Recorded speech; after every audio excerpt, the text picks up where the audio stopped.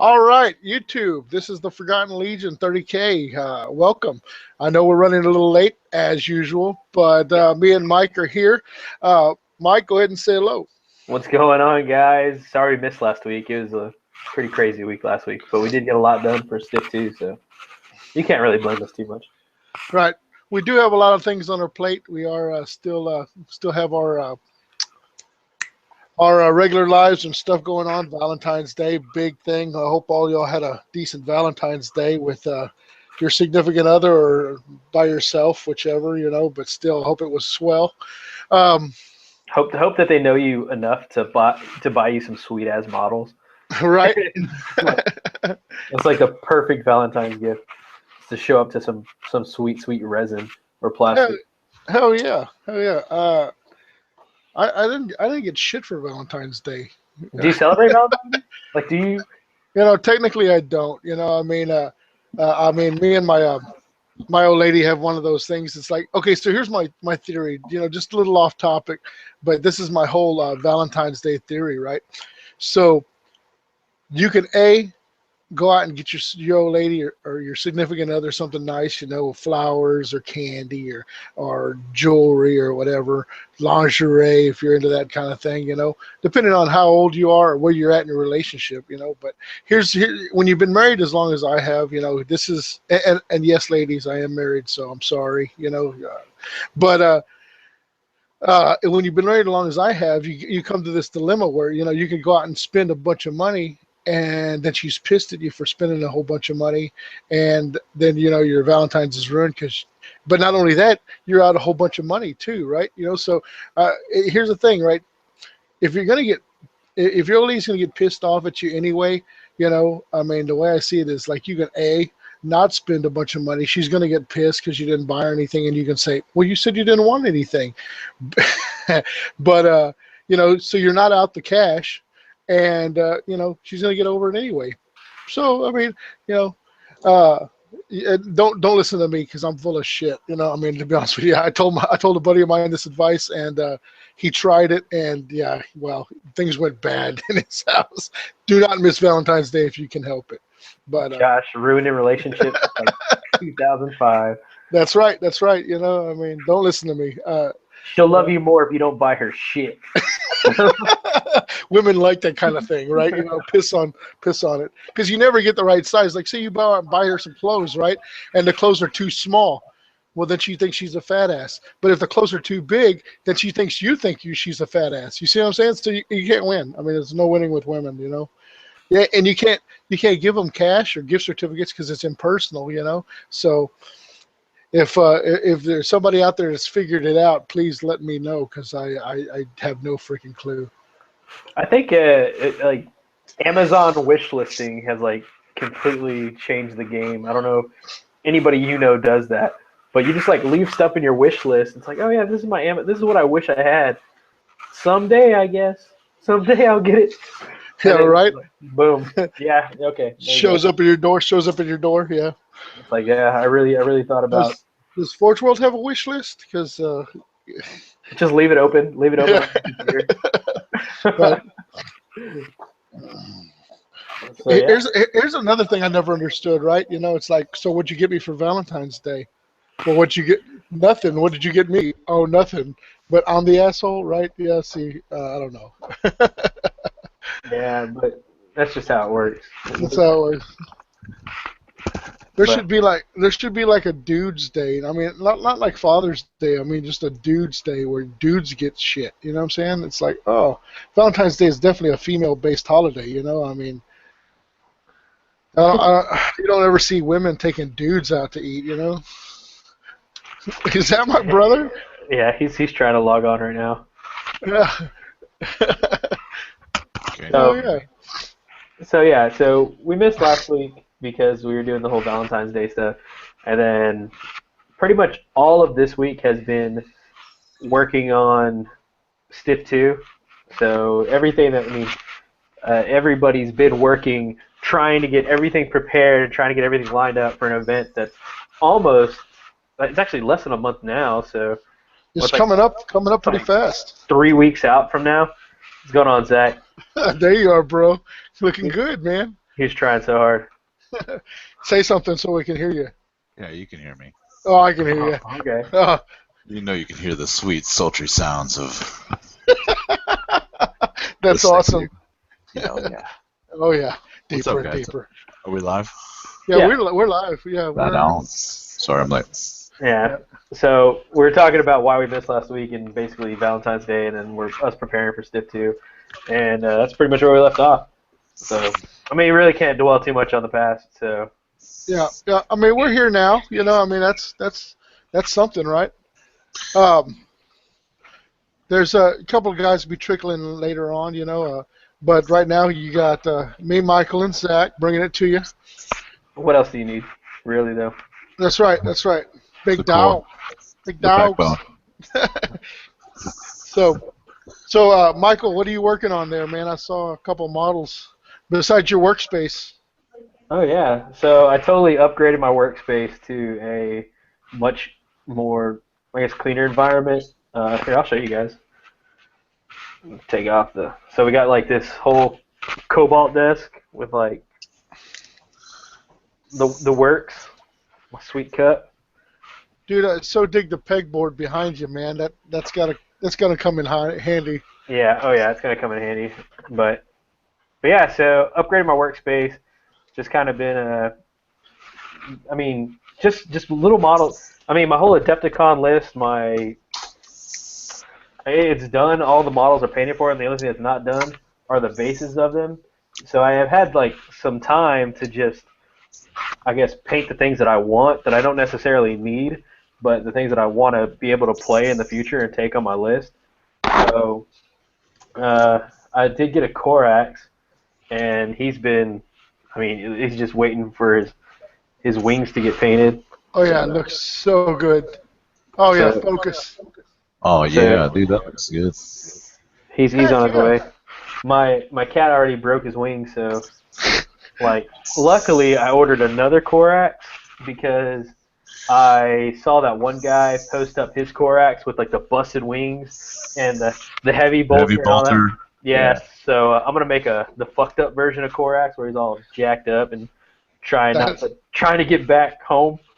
So I'm working on that. I got this big boy right here in his apparently worst configuration you can have him.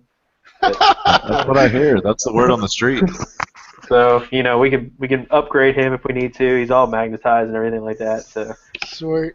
he's on his way. But we had a big old argument on Facebook, and one of the things was this dude like said this was the saddest configuration that you could run the Leviathan. So sad. So like if you play me anytime within the near future, what's going on, Troy? Then you're gonna realize that like you're gonna play that Leviathan because I'm gonna run it. I'm gonna run the dog shit out of it. Yeah, look, there you go. Josh has his too. Yeah, look. Yeah, piss on all y'all. This is it. Storm Cannon. So Storm Cannon. So that Leviathan, although not the best way to run it, is the truth. I mean that thing that's reliability right there. Truth. So yeah, Korax on deck, Leviathan's on deck. I got these two baby girls painted up, so they'll be on the way pretty soon. Nice. Nice, man. It's a lot of work. Yeah. I'm not doing nearly as much work as you guys are, so. Other than that, got some graviton cannons that need to get painted, and. Hey, so Michael, I gotta ask you. What's up? You brought up Adepticon, right? Right. So, with what you're putting together right now, like, have you thought about basing, like maybe not so much basing, but like all the details and like the little stuff too, or is it just a matter? I mean, I'm in a frenzy over here painting everything and trying to get it Adepticon ready. So if I change my list at the last moment, it's something I can deal with. Oh, what you got there? The Tufts, dude. The Tufts. Yeah, the Tufts. Now this takes your base from 0 to 100, like nothing. Like How do you get them pre-tuffed? I I got bags of grass over here. I got big bags of Stringy grass. Man, I feel like a dick. That's something from that I learned from Kenny Boucher. It's a company the Long War works through. Hang tight. Like You this. s- are you are you? I got the tufts and I got the I don't big have any old. tufts. I got the tall grass. You got the shorts. Look. I'll show you. I'll show you right now how easy this stuff is. I I can't need. remember the company that. It's all good, man. I Oh, need tufts. King Hobbies, King- and Games. You get Yeah, some what? You get pre-tuffed. Yeah, you get pre-cuffed. Like if you look at them, like okay, let me here my Korax. He can get some tough action. So you see his base, whatever. It's a little out of focus. Because You, I see your face. okay, we'll check this out. Look at that. Oh, I see it. I see it. The pre-tough action. really? That's how easy. Look That's at that. it? Look at that. No shit. You just That- stick it on? That now has grass on it. Yeah, you might want to run some super glue, but I mean it's just it's nothing. Dude, Damn, I look. need tufts. Josh, Hold on. I'm making a note. I'm making a note. What's the name of it? King what? King Hobby. Hey guys, but King- just a heads up, if you sign up for the Long War for their veterans club or whatever, you get 5% off of your cost of that. Of your tufts? So Of your there's tufts? There's a little a plug for you guys. little plug, yeah. Like yeah, Oh, yeah. So like out of Yeah. nowhere. but yeah, I bought the shit out of these things, man. I probably got like 4 or 5 packs, and my whole army has little grass on them. So I look like I'm a badass hobbyer, when in reality I'm just like boop boop boop boop. Yeah, you made the instant pudding, you know, like Yeah, that just yeah. add milk shit. I made Instant potatoes. I made instant banana pudding and told everybody that I made it from scratch. Yeah, man, it tastes just like the real stuff. So yeah, man, that's what I'm working on. Nothing special. Basically going through all my bits and finding every assault cannon that I can for Simon for his Blood Angels. And I've got a fuckload of bits, dude. Hey, Josh, Yeah. like since you got that new camera upgrade, like you can really in detail see all the shit behind you, like Oh, like that's yeah, that's amazing, really. Like it's that's pretty impressive background. I just got like my dog in my bathroom. well. Thank you, bro.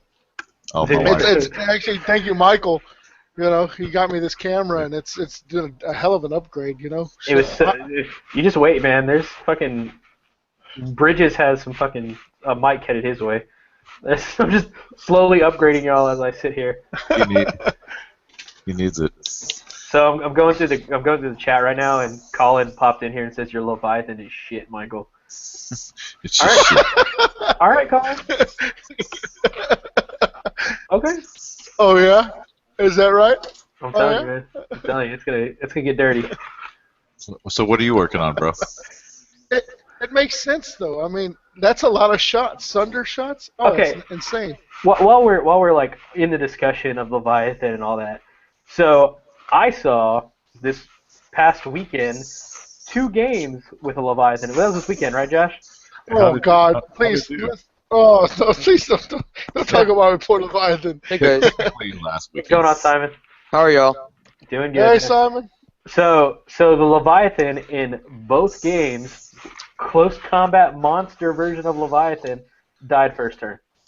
Got waxed. Got whacked. Ooh, that's not inspiring. Hey, No. sometimes It's- something has to die first turn, and it's like when you put Leviathan and you put Damocles Rhino out there, like what's the bigger threat? Yeah. That Damocles Rhino, dude. I don't know what you're smoking. Well, Hey, actually, speaking of which- the Damocles and the Leviathan both got fucked up because it was a fucking Daredeo, like fucking MVP Daredeo, Yeah. unloading on a Leviathan, his bigger brother. I don't even want to talk about it. It's horrible. Whoop, no more Leviathan. And then next game, Melt-A-Gun Squad, Rogue Trader era Melt-A-Gun Squad Yeah. falls in there. The Marines that look like they're shitting like drop pod in and fucking murder. I don't want to talk about it. It was so horrible. They're So vintage, So, man. what do you think would happen if you put the Leviathan in a drop pod and dropped it in? Think it might Oh, because No, that's the plan. that's the plan. That's the plan. Guys, if y'all are gonna run a Leviathan, don't not run it in a drop pod. Get a I drop mean, I pod could for have it. told you that. Huh? Well, I wanted to see how it played. I mean, I just wanted to see how the Leviathan played out. You know, I wanted to throw out a grav flux bombard out there and see how, you know, and then it's so Apparently not well. demoralizing. Not well without a drop pod, yeah. So Unless you're running like 5 or 6 Spartans or something, and he's behind them, don't run him up the field. Don't let Dude, that boy put slugs. he was in cover too. He was in cover. He couldn't even. Yeah, it was horrible. That's really depressing. It was, and here I am putting together another one. You know. Yeah. Josh is just like, I made a mistake. I shouldn't have bought a second one. No, I got the second, third. Oh Yeah. God. Yeah. No, but we got drop pods. We're gonna put these. Look, this is working on right here. Look at that. Okay. There we go. There we go. Yeah. So we got drop pods, and that's what today I'm working on a Leviathan with the storm cannon upgrade. Y'all can check it out there. Yeah. No, dude, Storm Cannon's trash. Don't use that. oh, look, 2 more storm cannons. They're Yeah, we're gonna fucking try terrible. this out. What are you doing, dude? Just get out of here. All. Michael, did you see my comment in the chat? Yeah. Oh yeah, shit! I talked Colin's about it. here. I talked about it. Josh, no matter, it's a close combat monster. You gotta run them with close combat weapons. I got those two. But Yeah, I got the close combat weapons right here. Yeah. We just there's better ways to use a Leviathan than close combat. No, dude, that's what it's for. It's all it should be used for. Just kidding. all right. Welcome, Simon. What did I miss? Colin. Not much. Just going through what's on the workbench. What are you working on over there so intently?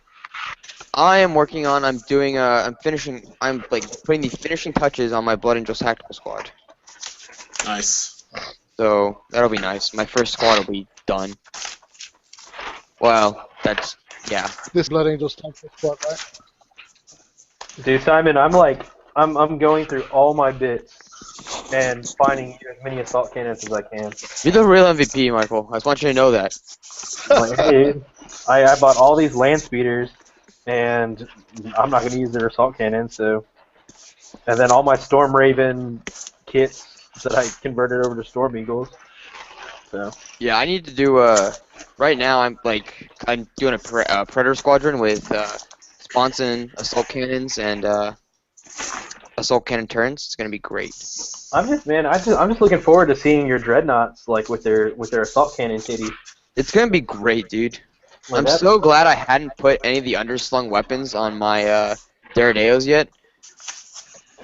That's gonna be sweet, dude. I was actually I was thinking about the Leviathan with the twin storm cannons, 24-inch range, and then on top of that, giving him assault cannon, like with rending. So he's just like, just in Yo, case. Doc, we heard you like DACA, so we put DACA underneath your DACA. Like the Death Blossom, The Death Blossom. Dude, these guys are too young for the Death Blossom. Come on. Y'all don't know the Death Blossom? Can't say that I do. Oh my God. I tell you. Which are you talking about? What's the death blossom? Google it, dude. Google it. Look, Yeah. it'll come up. Last Starfighter, man, for real. The last Starfighter. Okay, I mean I've seen the last Starfighter, but I don't remember the Death Yeah. Blossom. But I don't remember the fucking finishing move, the fucking kill all, Look, man, I watched it like the Codan Armada like coming at probably you. when I was like 8. Just saying. It's the only way to defeat Zur. You make me sad.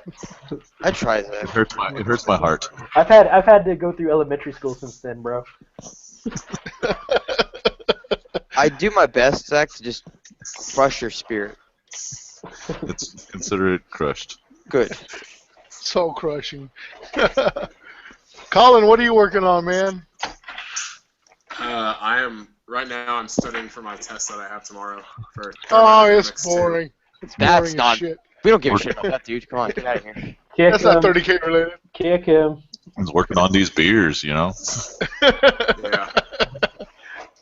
Fam, you should probably just study, dude. Come on, like school's important. Yeah, I know. I thought I'd just come on like for a little bit, grace y'all with my presence. Yeah, I was gonna say grace us with your presence. Yeah, I knew that one's going. How was your Valentine's Day? Did you get some chon chon? Did you smash Papa? Look at Colin and Simon, man. These guys are in college. You know they were smashing some papas on Valentine's Day. Well, I mean, I'm not gonna argue with you. Well, anyway, all right. So, You skipped me. oh, Zach, what are you working on, bro? What I'm doing is so awesome right now. You have no idea. Step over to Zach. Yeah, there we go. I'm actually cutting off like grips off of Legion plasma guns and sticking hands on them. Dude, that sounds so fun. Yeah, it's the best.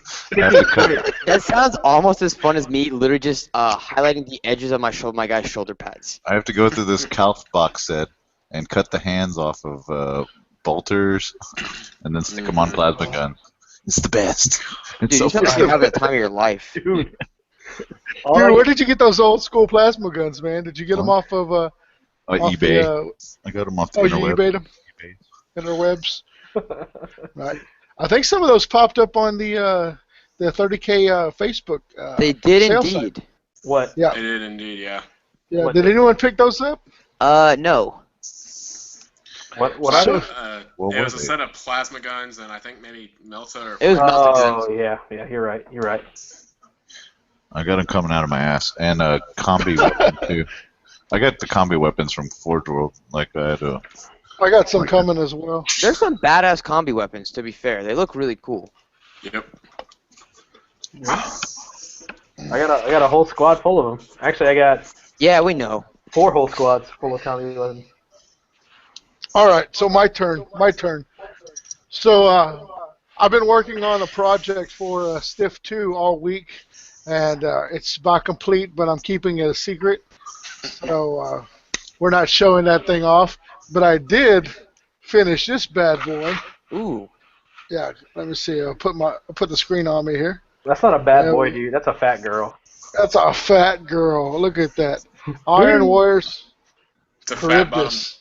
Dude, Fat I'm bottom definitely, drop when off. I start on my wolves, I'm definitely thinking about having a couple squads riding around in Charybdis. Cerestus and Charybdis, the way to go, man. That's what I'm It's thinking, man. Like, just so like expensive. a So straight, expensive. like, drop pod assault style list for Prospero. Hell yeah. Well, besides that, I'm working on a couple of Leviathans with the Storm Cannon upgrade, and for my World Eaters, I'm attaching axes. So I feel your pain, bro, because here I am taking Calth arms and melting them and cutting them and making them into twin axe. Where's it at? Yeah, here we go. Yeah, there we go. Twin axe wielding World Eaters. Put your hand behind it. Doing. Actually, this one's got a bolt pistol and a chain axe. But yeah, you got to use those arms up, man. You know, I mean, it's assault arms are they're like elusive. So, but that's what I've been working on, other than the secret weapon for Stiff 2. And if you are coming to Stiff 2, it's going to be something to behold. So. Oh man, if you are coming to Stiff 2, you are in for a good time, guys. Yeah, it's gonna be a treat. You're in for a good old-fashioned day of heresy and betrayal. Let's put it this way: Full frontal Warworld's mail. gonna wish they're as cool as us. There's a lot of innuendos that'll be thrown around. So. Innuendos. Oh yeah, lots of Innuendo. penis jokes. Lots of penis jokes. They'll be everywhere. They'll be rampant.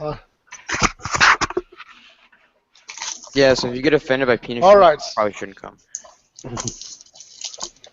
Okay, so shameless plug. We're going to plug something new that we got out.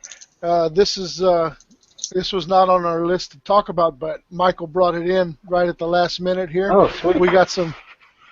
Yeah, can you bring this up? We have some T-shirts for you guys. If you go to shop.spreadshirt.com/the Forgotten Legion 30K, you can. Who's got their sound up? I can hear myself after everything I talk. Can y'all hear that? Anyone? I can't. No? Huh.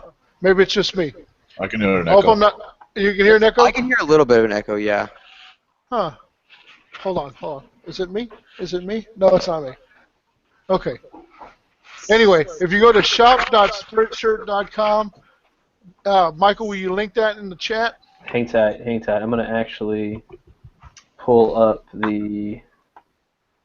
Just give me like a second here. Sure thing. So we got 3 T-shirts up, and those of y'all that are familiar with the Castaferum problem, yeah. Okay. I can't link it on the Okay. chat, but I can bring it up in here. Okay. Just just give me a minute. Yeah, Josh, you're the only one who's got the echo. Everyone else is good. Maybe it is me. So on these shirts, guys. So these shirts were actually from an artist that we commissioned through, mainly because on one of our older casts, we were talking about the how shitty it would be to be in a Castaferum Dreadnought. So we've had all these conversations about what it would be like to be in one, and some of the shitty things that you couldn't do. And so we had, basically, you get that on the shirt, the Castaferum problem with no knees. And that's problem number 44. And the other one is the Castaferum problem number 56, no thumbs. We're looking to do a big run of these different types of. So if you got ideas for Castaferum problems, please feel free to chime in or drop us a ring. Yeah, and the right sleeve actually has TFL on it, so Forgotten Legion for us. And then, of course, there's this one, which is just the flag over there. That one's just, if you really want to, like, show us off. If you want to be cool, that's what you wear. Yeah. If you're hardcore for the Legion. Well, all you guys in Ohio and stuff that don't have cool Texas gear, be sure to pick it up. Yeah, so we're like definitely trying to. It comes in different colors, but man, just go with black. Black looks good with it. It comes in any color you want, as long as it's black.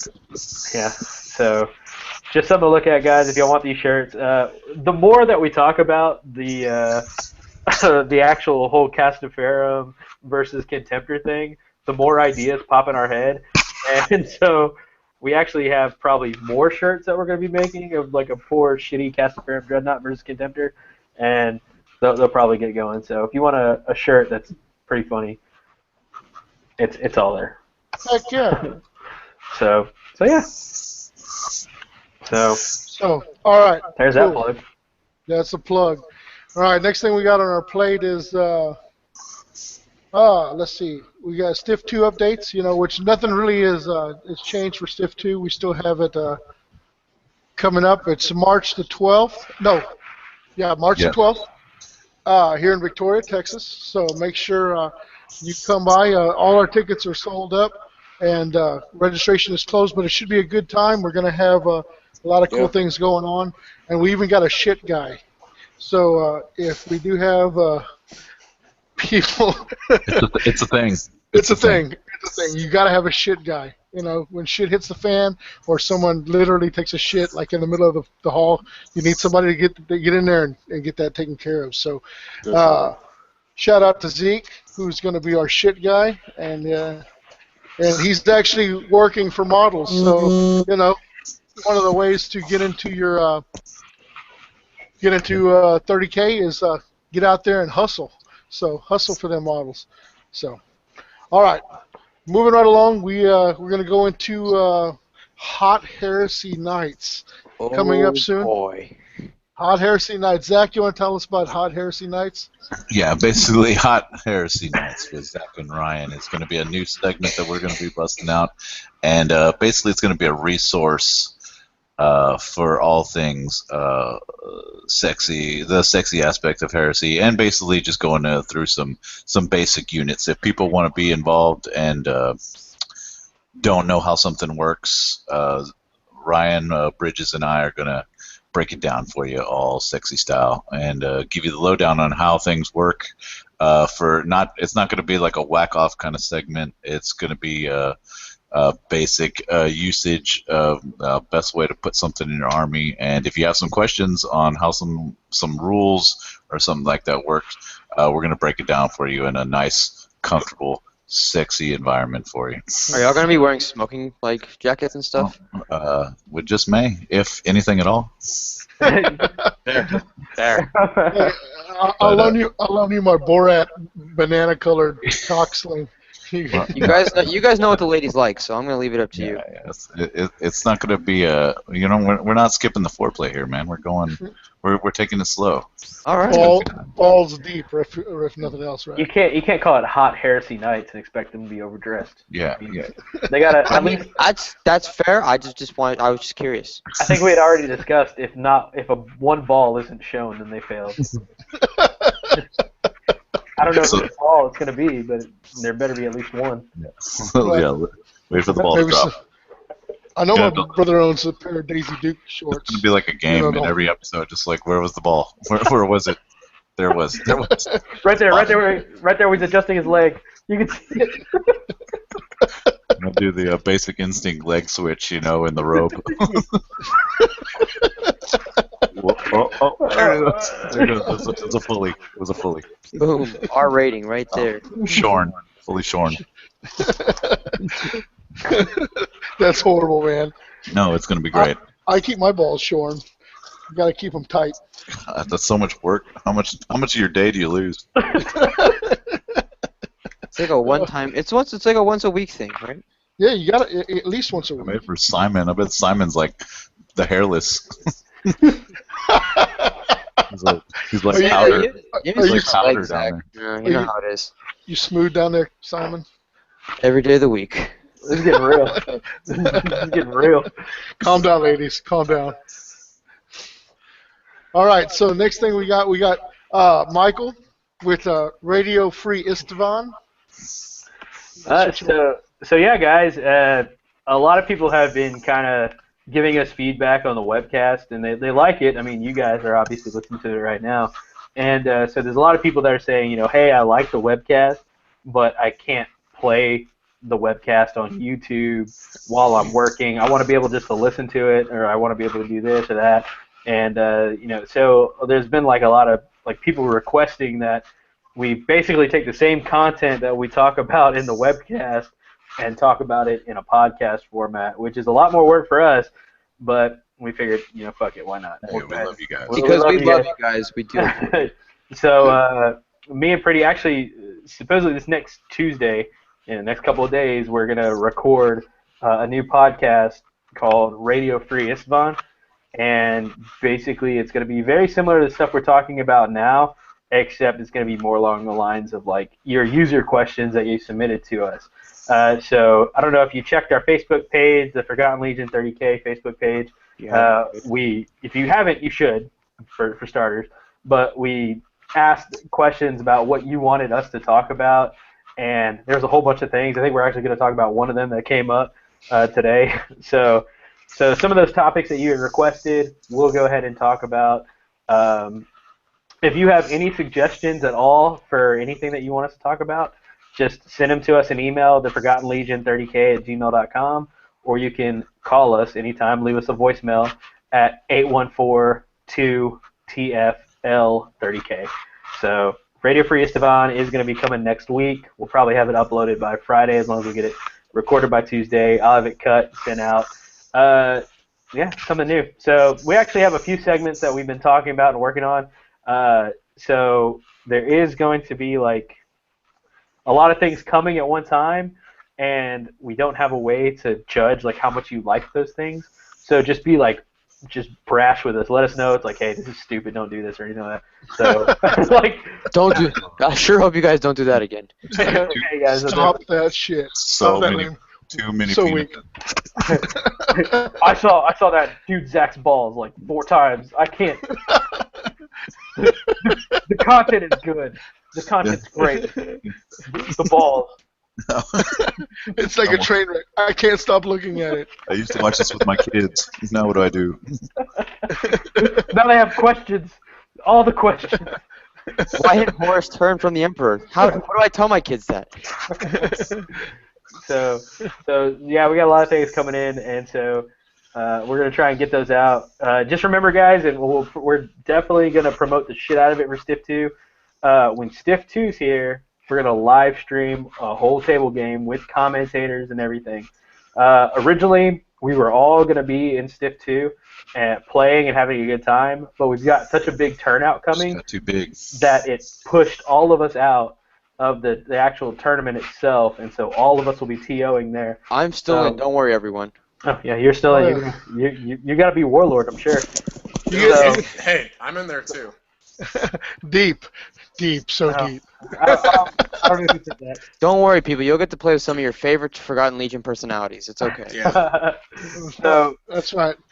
So yeah, guys, just remember whenever on March 12th, that Saturday, expect a live cast for the game. It's going to be a live game table, and you're going to have us there commentating on what we're seeing on the game, and we'll actually be running the switchboard and going through there, and we'll be telling like, basically like a Magic the Gathering stream whenever you see the tournaments going on. It's going to be fucking badass.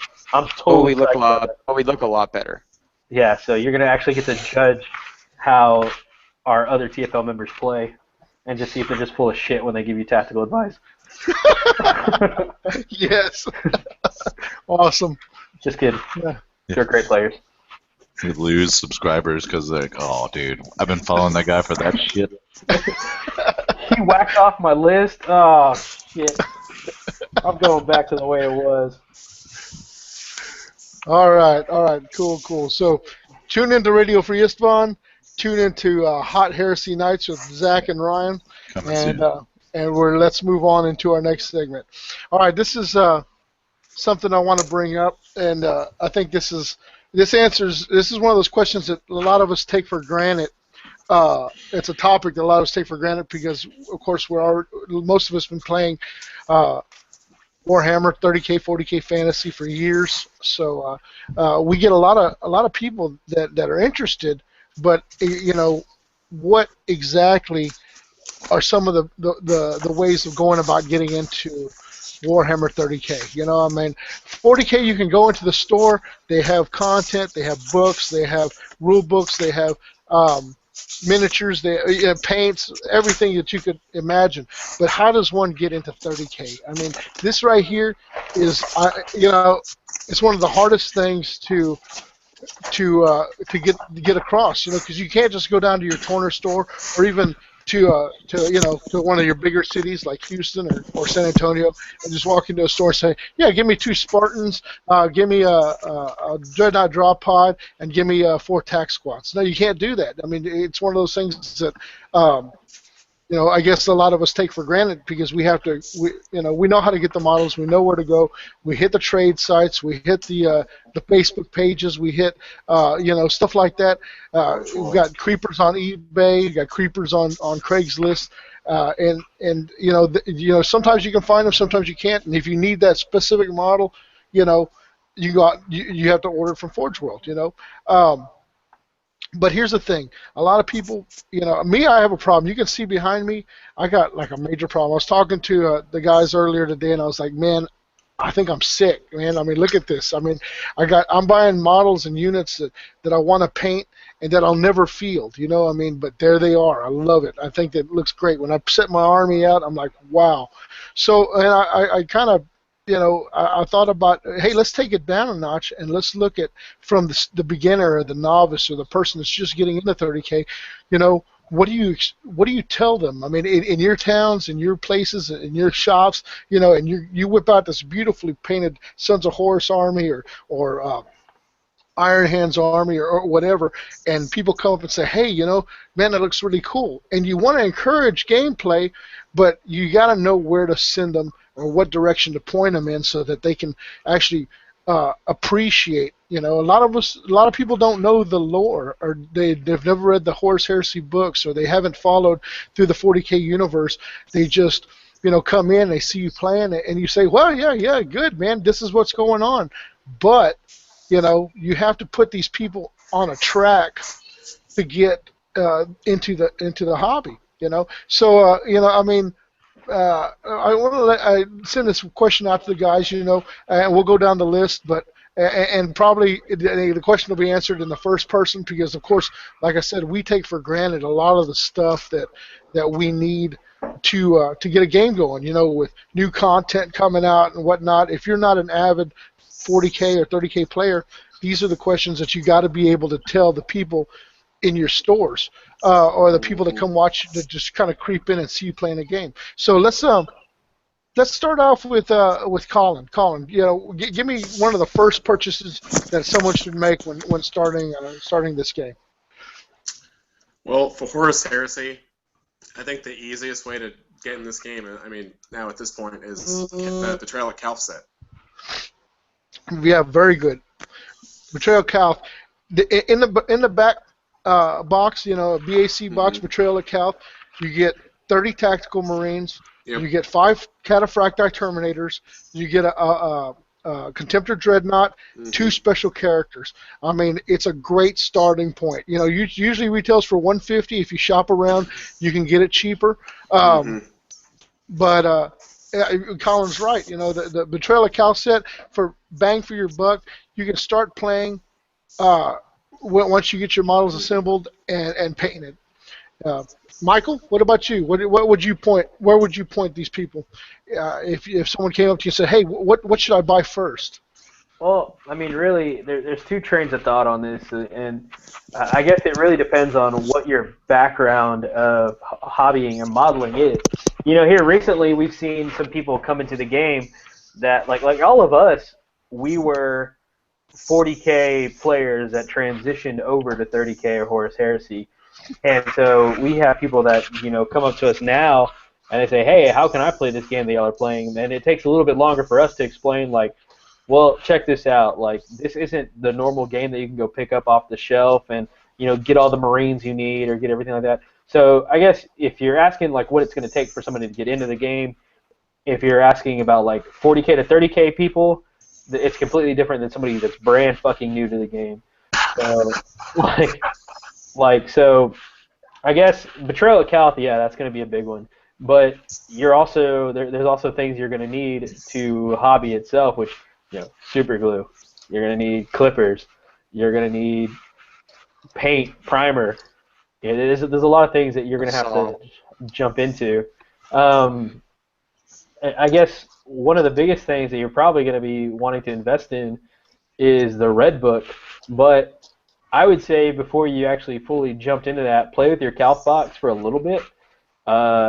Just make sure that, I mean, I honestly, I haven't seen anybody yet that we've brought on to 30K and just said, like, yeah, this is 30K, it's fucking fantastic, you're new.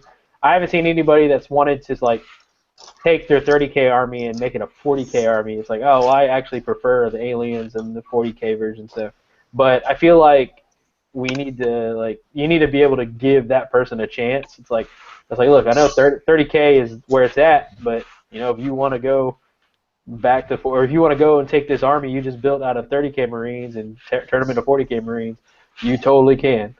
So, I don't know. It's kind of it's kind of a weird feeling. Like, it's like brand new players. There's a lot they're gonna need, and I mean, everybody, like all of us, would take for granted how much we know because we are originally modelers and we're originally played 40K. So we know that where to find glue. We know where to find clippers. We know where to break things down. We know how to prime models. We know which primer to use. But there are players out there that I mean, even us, we've picked up probably 4 new players down here, and we try and jumpstart them by either giving them models or kind of running them through test games. But they have questions, and they have questions that we didn't even know needed to be asked. And so So I mean, Yeah, I understand. You know, I mean, I didn't realize like you know how remedial. I did a painting seminar not too long ago with a fellow that came in and he didn't even know what glue to buy. I mean, he picked up Gorilla Glue, but he didn't pick up the super glue. And by the time he had finished assembling his first model, it looked like Nurgle had got a hold of him. You know, so I mean, he had bubbles and pustules all over the place. Yeah, that's the good stuff right there. But and this is accelerator right here. This is an accelerator product. So if you're dealing with 30K, you're more likely dealing with resin.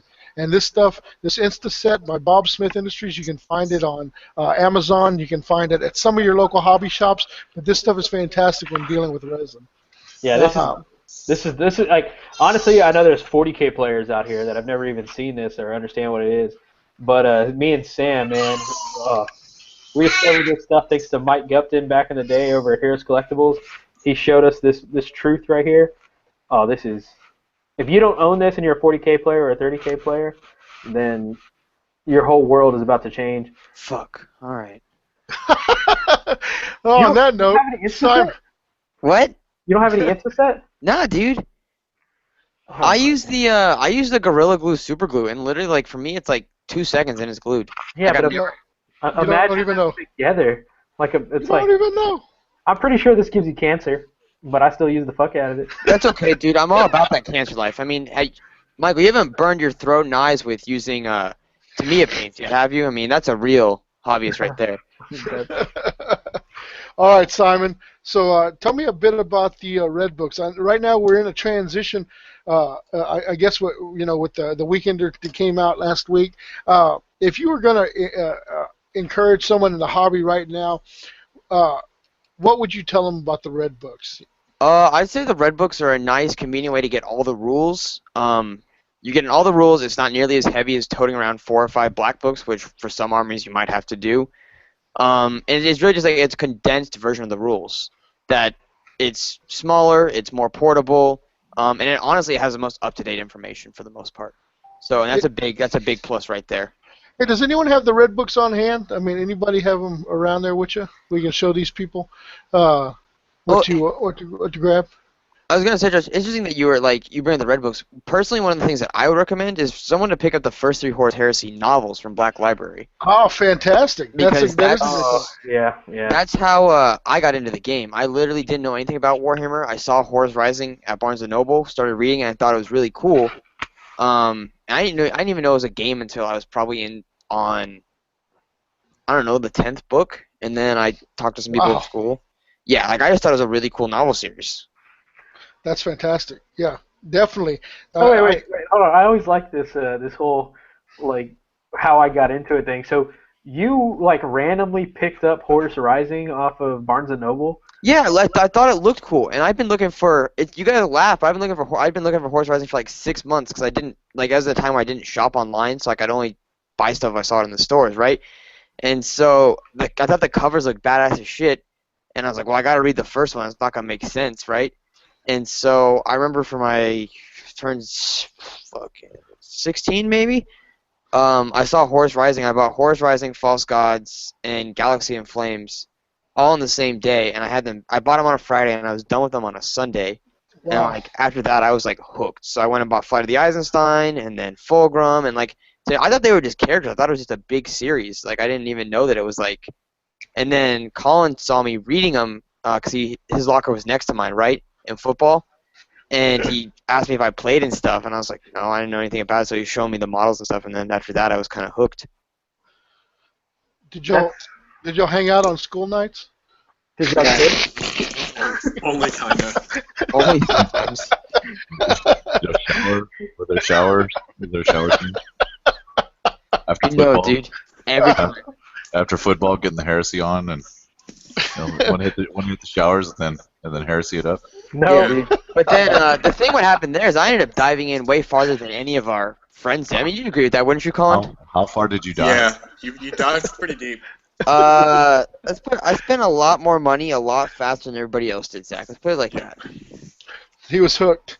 He was hooked. That's fucking crazy, man. I've never heard Simon's origin story, and like it's real. But You that went- should, but that gives you a good idea why I'm so fluff based is because literally that's what got me into the game. Well, Like, you didn't tell him what happened in like your first game of Warhammer, really. which one was that? Oh, yeah. Yeah. So basically, what happened is, like, we invited Simon over, me and a couple of the other guys who are playing 40k, and like we get made like a big like APOC battle, like a big castle and like ramps leading up to the castle, and then Yeah. like a great and story. then like demons and chaos space marines like surrounding the castle and assaulting the place and Tyranids. And I think like Simon had like his battle force of Dark Angels, and like he deployed them at the bottom of one of the ramps. I think it had was, like- 750 points. That was it. And then like first turn of the chaos side, they just like open up with battle cannons and vindicators and just wipe his force out. Oh First shit! turn of the game. Yeah, So it was demoralizing. Good times. You wanna hear some origin story real quick? Since I got Sam in the chat. You Sure. know, Let's do it. Yeah, let's do it. So check this out, man. So I went to the Katy Mills Mall, and do you remember when there used to be a Games Workshop? In the Yeah, Katy that was Mills Mall? actually funny story about that, Michael. I don't mean to cut you off, but that's No, where I no. first encountered Warhammer. I wanted to play it, and I was 10 years old when I first saw it. Wanted to play. Parents said no. Totally forgot about it until I found Horse Rising. Wow. That's fantastic. Yeah. I went to the Katy Mills Mall, and that's back when like the Games Workshop employee would play a game with you, like right there as soon as he walked in. Like it's like, hey, why don't you go ahead and fight these orcs? And I remember the guy that like I played against. Every time I'd like kill an orc, he'd be like, just like that, that orc is gone. Just like that, you failed your armor save. And like he just like said it so many times, like just like that, this happens. And like he'd roll the dice.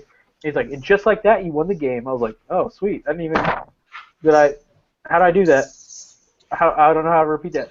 So I was like, my parents were there with me at the time. I think I was like maybe, I don't know, 12, 11, 13, something like that.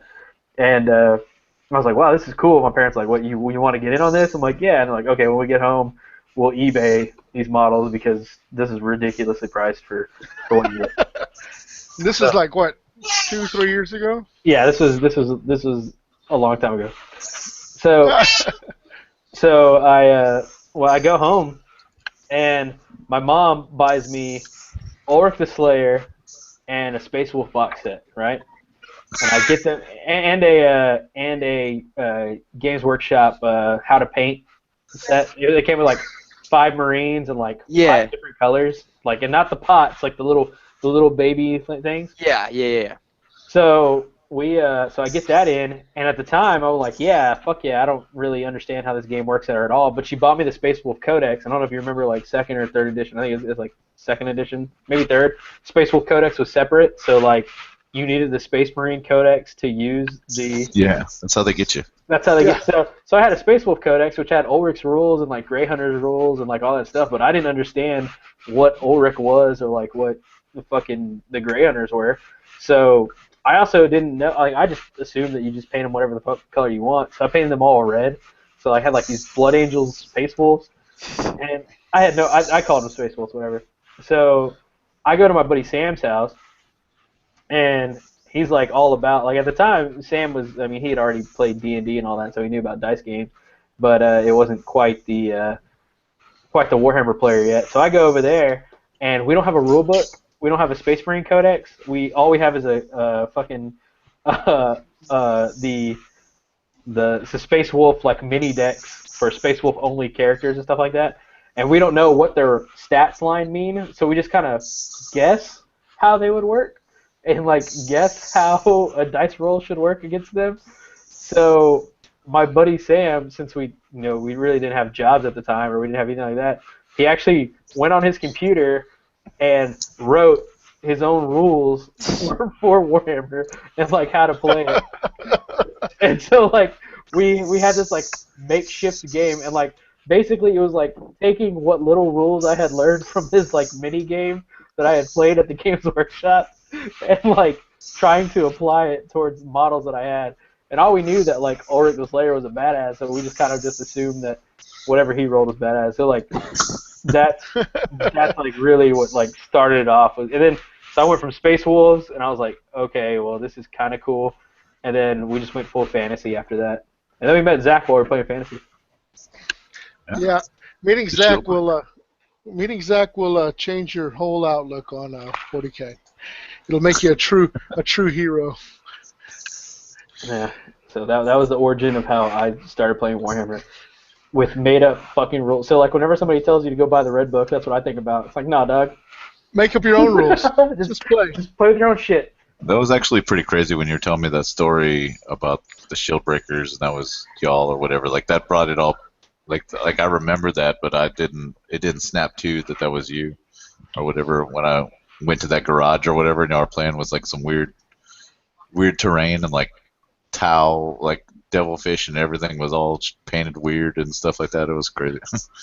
Yeah, it's actually it was funny because we used to play outside of my buddy Sam's garage. We used to play outside of it. It was like this big table that he made on casters, and we would roll it out to like the driveway and play on it because it was hot as fuck in the garage because his dad wouldn't let us turn on the air conditioning because we'd leave it on all night. We'd turn it off and like waste all sorts of electricity. So it was our own fault. But I think he actually cut the cord at one point, if I remember correctly. I think we left it on like too many times because we were trying to like sneak it on, and I think one night he's like, "No, snip the cords, like y'all never use this again." So No air conditioner for you. So yeah, we would roll that table out, and you'd be surprised like how many people would drive by and be like, "They'll play Warhammer?" We're like, "Yeah, we thought we were the only people that played Warhammer." Nope, we were not the only people. That's how we met our buddy Brad. That's how we met our buddy Jason. We just met a whole bunch of people by playing Warhammer in the driveway in the hot ass Texas weather. Yeah. God, can you imagine doing that with your Forge World models now? Like the swords are drooping all over the place. Fucking. I tell you what, if you can afford Forge World models, you can afford some fucking AC. All right. Wow. Nah, dude, you gotta make sacrifices for that resin, man. I hear you. I always think to myself like, man, one of these nights, like on a Friday night, I just need to go cruising through neighborhoods and find those guys. Like, they probably don't exist now. That I think about it. We didn't have a hobby store to play in. That's why we played in the garage. Yeah, I remember when Colin and I first started playing. We just played like I didn't know the rules that well, so it was kind of just like we toss up some books and like some shit like that, and they're like, "All right, this is the cover save. Here we go." I'm telling you, man. Spray paint cans, fucking 3-liter bottles. It didn't fucking matter. That's honestly, like whenever I said, if somebody played a Coke can as a Carnifex, dude, I'm playing against that thing. Because that's the roots that I came from. Like the fucked up. Like when I started playing, I was young and stupid. I just wanted to get a game in. We were all young and stupid. It was Mike Gupton that actually got us into the playing, me and my brother, and we started with fantasy, and I remember being up at the shops late at night, but he'd be like, "All right, for the next 15 minutes, 10% off all blister packs," and I'd go ape shit, man. I'd be like, wait. At the end of the night, I'd be like, where did all my money go? Some people are blowing it on drinks and bars and strippers and whatnot, and I'm like, holy shit. Well, at least I got some models out of it, right? Cool. But I mean, some of the best times were up there at Goldmine with Mike. Whether it was fantasy, 40K, it was pretty awesome. And to look at how far we've come now is just insane. But getting back on point, getting back on subject, this brings me up to a very good point is the cost of the game. Zach, you wanna elaborate a little bit on cost there, bro? Like, honestly, call me a pessimist, but I would always kind of make sure. I guess if you're gonna talk to somebody, I wouldn't try to sucker them in. Say oh, you get the Betrayal Calth, set, and then all you need is just a couple of vehicles, and then you're good to go. Honestly, it's going to be a commitment, and you're doing them a serious disservice if you say oh man, you just need a few little things, a few little knickknacks here and there, and then it's all good.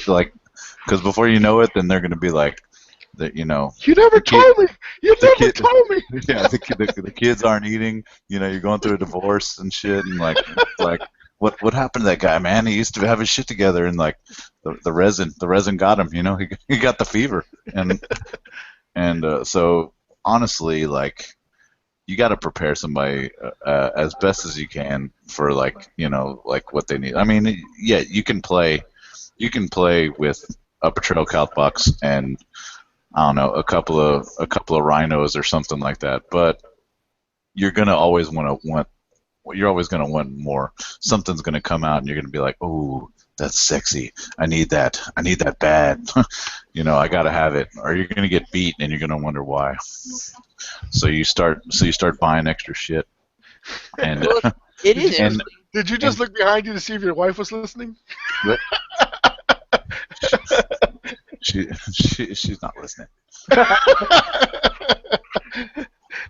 But I mean, honestly, I mean, you got to be prepared for that. And so I would probably, tell them as best I could, like, hey, it's going to cost some money. It's going to cost some money because you're going to want some stuff. And I guess it's okay to start off like that. I mean, you can still play a game, but I mean, if you're playing the same,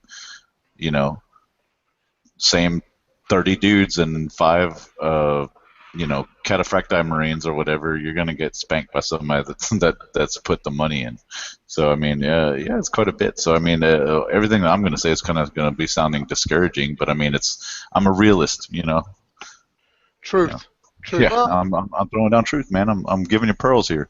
it is interesting what you can do with. You can do a lot of stuff with. I mean, like it is expensive, but you can make it more affordable using certain Games Workshop kits. Kind of doing stuff like that. There's a. I mean, that's another topic we can talk about another time, but. No, It's you're definitely absolutely gonna- right, Simon. It's Yeah, definitely yes. gonna cost you a pretty penny. You can't really make a Spartan from Games Workshop kits or your Primarch from a Games Workshop kit. I'll tell you what, though. If somebody rolled up into my shop and they had a completely converted army where they took bits and they took pieces of everything and they had a fluff story behind it, I think that's pretty impressive. I mean, someone who's got a love for the game or wants to play that bad, they'll find a way. I mean, it's just the way it is. But Zach's right. The brutal truth. I mean, Yeah, no, I agree completely. the thing that people have to know is that it's a commitment. I mean, that right there is a commitment. So there's some good points, guys.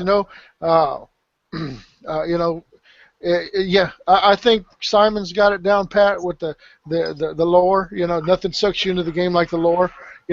But I one of the things that we didn't mention was, you go to your local hobby shop or you go to your comic book shop or your game shop, and you got guys in there that are playing and having a good time. It's you want to be a part of that. I mean, it's war. It's war at its purest, and it's next to being out there, you're commanding your troops. You're the general of your army. You're making them do what you want them to do, and if you got just that bit of imagination, you're right there on the battlefield with them. So, I mean, it's a great game. It's a great hobby, and I mean, I tell you what, I wouldn't trade it for anything. So I'm glad we got good people here in this group, and I hope wherever you guys are out there in YouTube land, you can find guys that have the same passion, and we'll bring it. Bring those big guns to bear. The Typhons and the Titans and the Spartans and all the good stuff. I mean, I wish the best for all of you guys out there. But make sure you're honest with your guys that are getting in, and let them know that, hey, once you get in, it'll suck you into some place that few people ever come out of. Wah. Okay. And So- once you think you're out, man, once you think you're done, It sucks you right back in. right back in. Yeah. Thanks a lot, bro. Yeah. Hell yeah. I was out for like 10 years. I did this to my brother. We're going to Adepticon. Me and these guys are going to Adepticon, and we're going to rule ass there. It's going to be awesome. You know what? Speaking of which, I had a guy was on the Adepticon forum, and he was looking for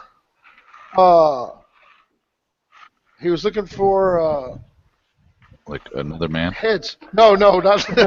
He was looking for a little head. No, he was looking for heads for his Contemptor, and I just so happen to have a little bag of heads over here, because I got some bits too, So anyway, I touched base with him. I said, "Hey man, I got the heads." I sent him a picture. He's like, "Yeah." He goes, "What do you want for it?" I said, "No cash needed, man." And the guy was totally cool. He goes, "Man, I got you a drink at Adepticon, So I was like, yeah. Yeah, so I mean, I'm looking forward to meeting all these people that you only meet through the interwebs.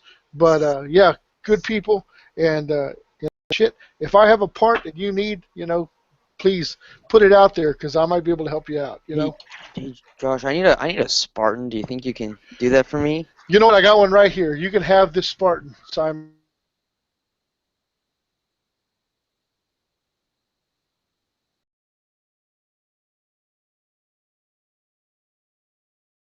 Fair enough. I'm being Right here. 100% serious. No, use it, because I'm not going to use it. It's one of my last things to even paint. You can have that thing.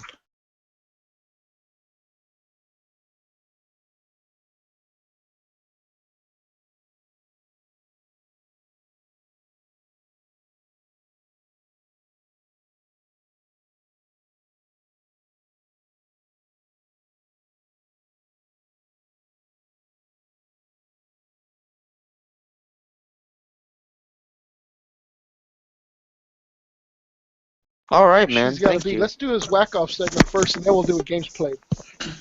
All right. Colin, Yeah, I'm here. I'm going to move over to you here, man. You have the calm.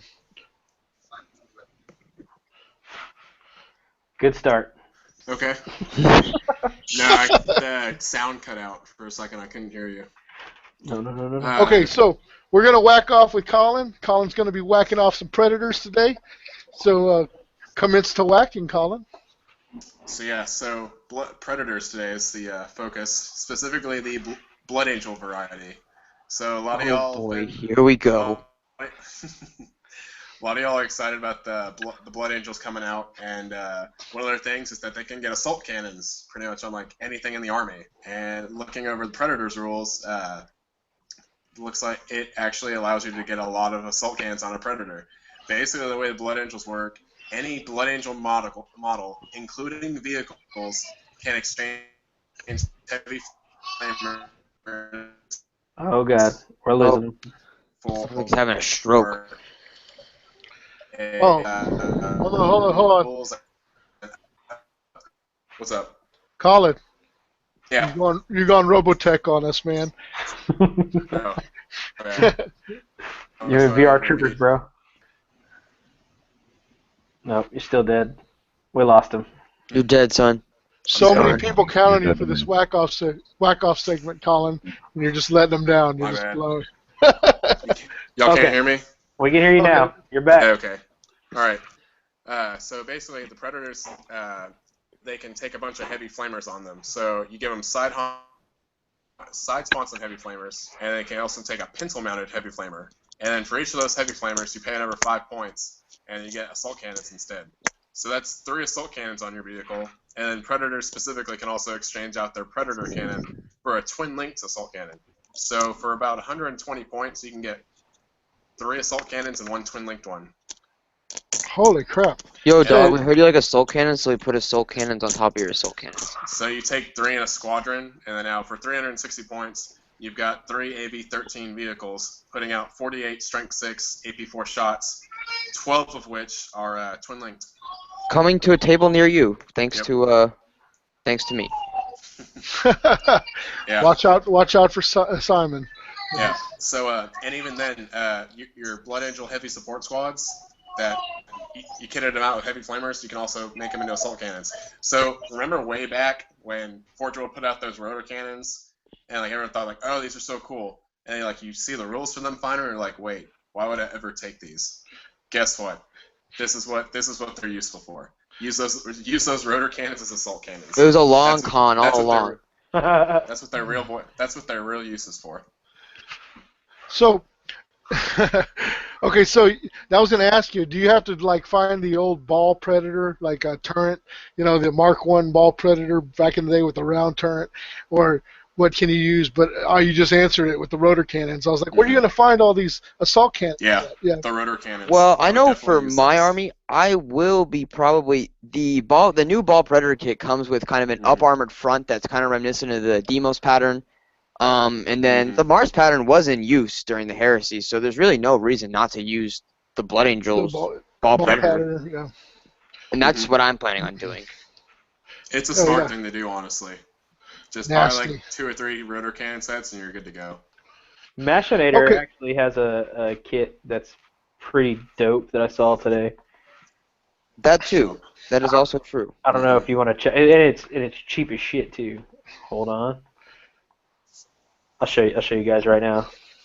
It's $5 with $3 in shipping for the Gatling guns, and then I think the turret itself is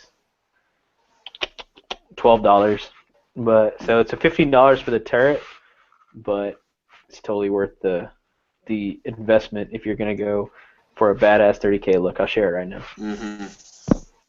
Yeah, we're gonna try and trial some of Machinator's stuff this week. Ooh, It looks there it like. is.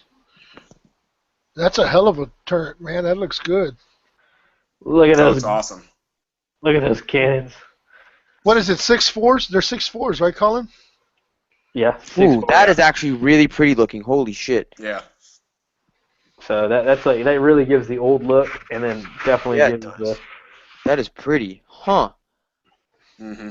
Huh. Is it strictly eBay, or does he have like a website? a strictly eBay store. Still. Machinator, huh? Yeah, man, we're actually working with Machinator right now.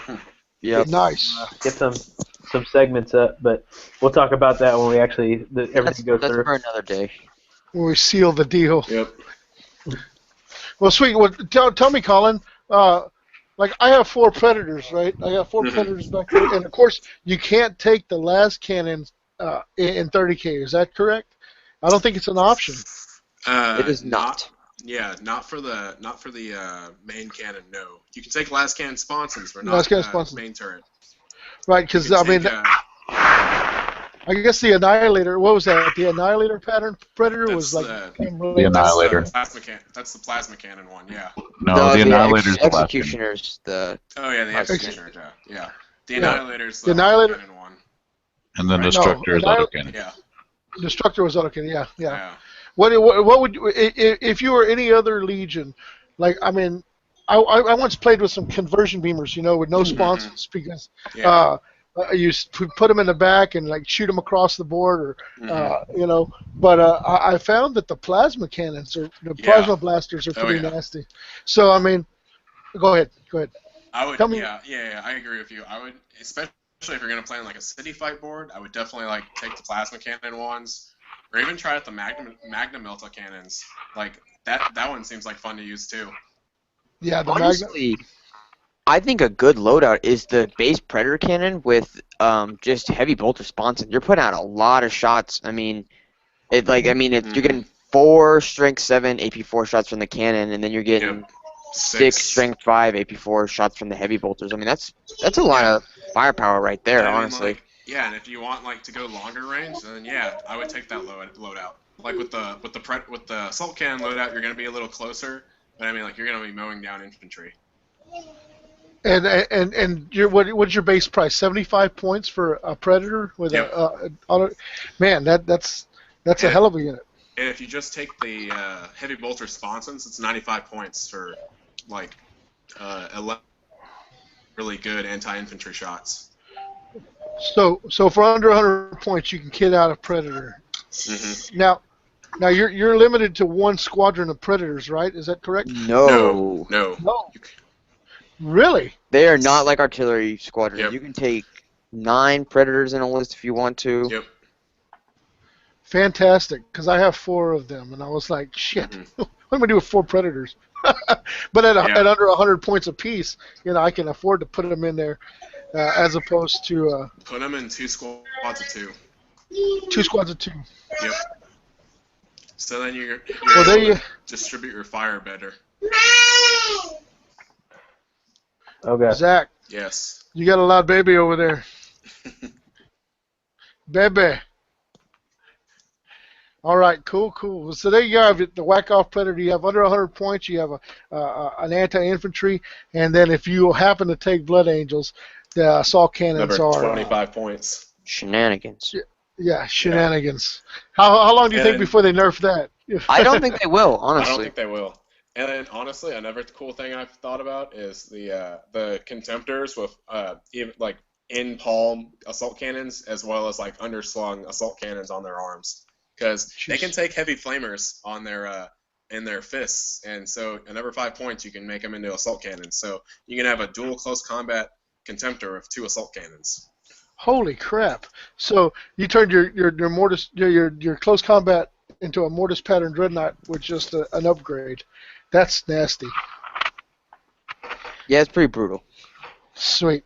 Now, is that the reason you're going Blood Angels, or were you going Blood Angels before all I was this? going Blood Angel before the rules came out because I'm kind of an idiot like that. Because knowing your Legion rules is lame and overrated. Like with your Ultramarines too. Yeah, like I was doing my Ultramarines like way before the rules even came out. Like that was my first Heresy army. So yeah, like I said, overrated really knowing your Legion rules. Pretty much. Hey, work that fluff, right? Yeah, dude, I don't need rules are for chumps. Fluff over function. That's actually not true. That is patently false. All right, fellas. Okay, so thanks for the whack off. Let's. Did anyone get any You're games in this past week? No, I watched some new guys play. That was pretty interesting to see like them learning. So Now you started them off with some Zone Mortalis, right, Michael? absolutely, yeah. It wasn't even really Zone Mortalis. It was squad versus squad, and then like as they played each game, it was like bumping up the actual, not even point value. We didn't even put points on it. It was just basically letting them learn what the different models and how the rolling went, how the movement phase, shooting phase, assault phase went. So it was Oh, 10 on 10 TAC Marines first, and then it was 10 on 10 with a Dreadnought on each side, a Contemptor on each side, and then Daryl happened to be there with his entire fucking collection. So then we were like, okay, well, here's a Dreadnought with an autocannon and a plasma cannon arm. Here's a Dreadnought with a multi-melta and a close combat weapon. Dude, it was like a full spread of like whatever you wanted. so more like a tactical strike kind of setup, right? Yeah, they were still squatted out and stuff, but it was just like, it was watching those games, you kind of see what they need to learn. But I mean, I did watch y'all's game 2 weeks ago. That was real. As much as I don't want to talk about it, Zach, you want to elaborate how your Sons of Horus did against the Iron Warriors there? I did all right. Yeah, they did well. This was the first time I actually got to bust out the Suns. I did a orbital strike list, which was way out of my Death Guard comfort zone. So it was pretty interesting, but I was pretty confident going in. You want to go through the lists? Sure, we can go through the list. I mean, unless this is something you want to keep from the Adepticon kind of thing. No, man. I mean, even if I do run a similar list, it would be in the narrative, which is all fun in games anyway, right? Right, Sure, yeah, sure. of course. Yeah, So I ran Horus the War Master with a retinue of 5 Just Aaron Terminators, decked out with a nice medley of combi plasmas and various power weapons. I ran, and he ended up deep striking in. I ran 2 tactical support squads with one with plasma guns, one with melta guns, and those were in drop pods, and a Anvilus Dreadclaw drop pod with a squad of Reavers and a Praetor, and those were also armed with various power weapons, chain axes, and the Praetor was decked out with Paragon Blade, Iron Halo, the huge. And let's see, that's pretty much it. Oh, and Fire Raptor. And of course, okay, go ahead. That's it. I did a drop pod assault, everything deep struck in. Yeah, he did have an Anvilus on the table too. Yeah. On my side, I had Perturabo. He also had 4 Terminators. I ran Pride of the Legion with Perturabo, and we had 4 or 5-man Terminator squads. One had a Centurion, just a regular old Centurion to fill up the headquarters spot.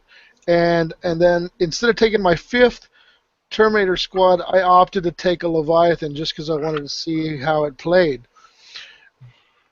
Big mistake putting a Leviathan out there. Man, huge target. And, of course, I ran the Damocles because the Damocles running at 24-inch bubble, allowing my Terminators to deep strike in without any hindrance. So I had Perturabo lead the charge, and I had Terminators on the field. And, of course, with Perturabo's rules, we can start rolling for deep striking first turn, so I came at it. Now, I believe I went first. I seized the Zach initiative. went first. Zach seized the initiative and went first. Yeah, Horace seizes the initiative on 4+. So right, really nasty.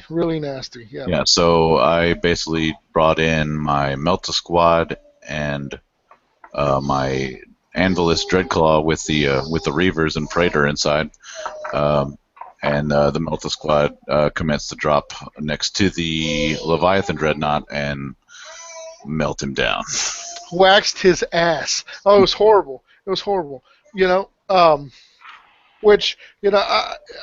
at the game, it was fun. Yeah, I wanted to see how the Leviathan worked, but, for the second game that day, my Leviathan got his ass handed to him, like before he even got to shoot or walk or move or anything. So, unfortunately, I wasn't able to give you a battle report on Leviathan tactics like I had hoped. But, like I said, I got this bad boy right here, and we'll see how he does next time around. Anyway, so he drops in first turn, puts his stuff out there, and he takes out my Leviathan. Of course, I drop in, and I'm kitted out. My Terminators are kitted out with combi Meltas, which I got to tell you, I have a whole new respect. Okay, there I am. I got a whole new respect for combi Plas, man. That double shot rapid fire is just nasty. I mean, 7.2s against Terminators is just ate ass. So he started whittling down my Terminators pretty early. They were in there. They were dropping in where they needed to be. They'd unload, and they were pushing damage, and it was a back and forth. But man, those combi Plas with the double shot rapid fire was just eating my lunch. So he wiped out quite a few of my Terminators. He had squads still left on the board, and he really gave me what for, I guess you could say. I actually have a question for all you guys in the chat. Who actually takes Armored Ceramite? I'm kind of interested to see. I've always looked at drop pod Melta gun squads, and I've always thought, man, they would be badass if not everybody took Armored Ceramite. And then as I start seeing lists pop up here and there for us to review, and I start seeing lists that people are posting on the internet, I see nobody fucking takes Armored Ceramite. Nobody takes Armored Ceramite. Nobody. Well, it's kind of like a Schrodinger's cat, right? Is he taking Melta or is he not taking Melta, right? You don't know. Did you just reference Schrodinger's cat? Yeah. In my new list, I built my new Solar Ox list. Everything I put Armored Ceramite on. Well, you almost have to for Solar Ox. And so I was kind of thinking, I don't, because it adds up, right? It's a lot of points, dude. As many lists as we look at, and as many lists I see online. I sit on the Reddit Warhammer 30K forum all the time, and I just go through lists and I just look through lists and see what the meta of the game is and all that. And boom, there's no Armored Ceramite fucking anywhere. Well, because everybody's like, well, fuck, because it's like a catch-22 almost. You're like, no one takes Melta because everyone takes Armored Ceramite, but then because no one takes Melta, no one takes Armored Ceramite. It's like, you know what I mean? It's kind of like... Yeah, I'm just wondering about, Zach has a Melta squad in a drop pod, and I'm guessing what percentage of the time is that Melta squad gonna fulfill its destiny and fucking murder whatever the fuck it falls into. Just a drop pod Melta squad is the answer to every tank in the fucking game. But it's great. I don't know. It's such a weird I mean, I'm looking at the chat right now. It looks like Relas takes it all the time for dreads. Sam doesn't take it. You know who takes armored ceramite? I'll tell you who takes armored ceramite. The people who take armored ceramite is the ones that don't have enough models to fill out the list. It's like, oh, let me add where can I spend these extra 40 points because I don't have any more models. I need dozer blade. I need searchlights on everything. I need. Let me get these smoke launchers up here. Dude, but honestly, that kind of fucked you on fucking Ruben's list because he had to take fucking armored ceramite on everything. So Yes. Yeah, that's just real, dude. So like, he didn't have enough miniatures to field, so he took the armored ceramite, which kind of totally royally fucked my butt. Yeah, Lesson nasty. learned. So I mean, we gotta finish the story because there's some redemption. It's a redemption story. It is a redemption story. Yes. So basically, yeah, my like his guys came in. 3 of his Terminator squads in. The one squad that didn't make it in was Perturabo and his retinue. Embarrassing. And he destroyed my Dreadclaw, which fell down to the ground slowly, and the guys got out and took out my Melta squad. But then the rest of my guys came in and basically munched some Terminator ass. Oh yeah. And could use the word munch. Yeah, munched it, munch ass. Munch ass. So, but we all knew the main event was coming. So, Horace came in, and 2, and just stood there in the middle of the field waiting for what was coming. And the next term, Perturabo came in with his dudes, with his entourage, and they blasted him, and the Damocles blasted my dudes right in the middle, and basically just kind of took out all my Terminators. Right. Which in turn, before he shot back and took out all my Terminators. So we each had a Terminator left. So it was Horus and one Justarin and Perturabo and one Legion Terminator, and then they commenced to get into the foray. Yeah. Hold on, just before you go on, like when you say it was just that, aside from that, it was like my full Plasma squad, my whole Lord, and all of his Reavers, and the Fire Raptor were also there in the background. But I wanted to see we wanted to see the main event. Everybody wanted to see the main event, so they just kind of made a circle and watched. Like a Michael Jackson knife fight was about to happen. Well, what are you gonna do, right? Like we're about to strap on wrists and like go at it with stilettos. So you got that bonus, right? Like, get him, boss. That's still a rule, isn't it? Get him, boss. Is that an orc rule? It was like a BRB. It was a big rule book rule. I thought, like, if you're in a challenge, right, and like there's only like you have a bunch of dudes and it's only his guy, like your guy cheers him on, you get like a bonus to weapon skill or some shit. I don't remember. Really? That must have been like in 4th edition or 5th edition. It was in 6th. Missed it. Completely missed it. No one ever got to use it because, like, how often does that happen, really? It happened. It happened all up in the face, right? So apparently. Perturabo and Horus locked in hand-to-hand combat, and it was pretty brutal. Of course, let's see. First turn, I think you went first, right, bro? Yeah, because Perturabo. Oh wait, Perturabo was no longer unwieldy, but so I think you swung first and totally chuffed that roll, didn't you? I chuffed it bad with the Talon, which is it swings at initiative. I was trying to at least knock down your weapon skill once or whatever, but is the Talon AP2? I thought it was AP3. No, it's AP2. Oh, that's nice. They're both AP2, but it's at strength 6, right? Yeah, strength 6 or strength 7. No, he's strength 7, toughness 6. Shit. So it's strength 7 and it's shred. Fuck. Right, whatever the reroll wounds is. Yeah, that's shred. Yeah, and it's disabling strike, which knocks his strength and weapon skill down like permanently. So. And it strikes at initiative, so I was trying to hit him with that first to split my attacks, and I think I chopped like 4 attacks. I think at him 4 or 5 attacks. All ones, like two ones and a 2. I think it was, wasn't it? I don't know, whatever it was. It was horrible. It It was sucks. horrible. Oh yeah. So Horus swings and mighty whiff. What was it? World Breaker? World Breaker against Forge Breaker? Is that what it was?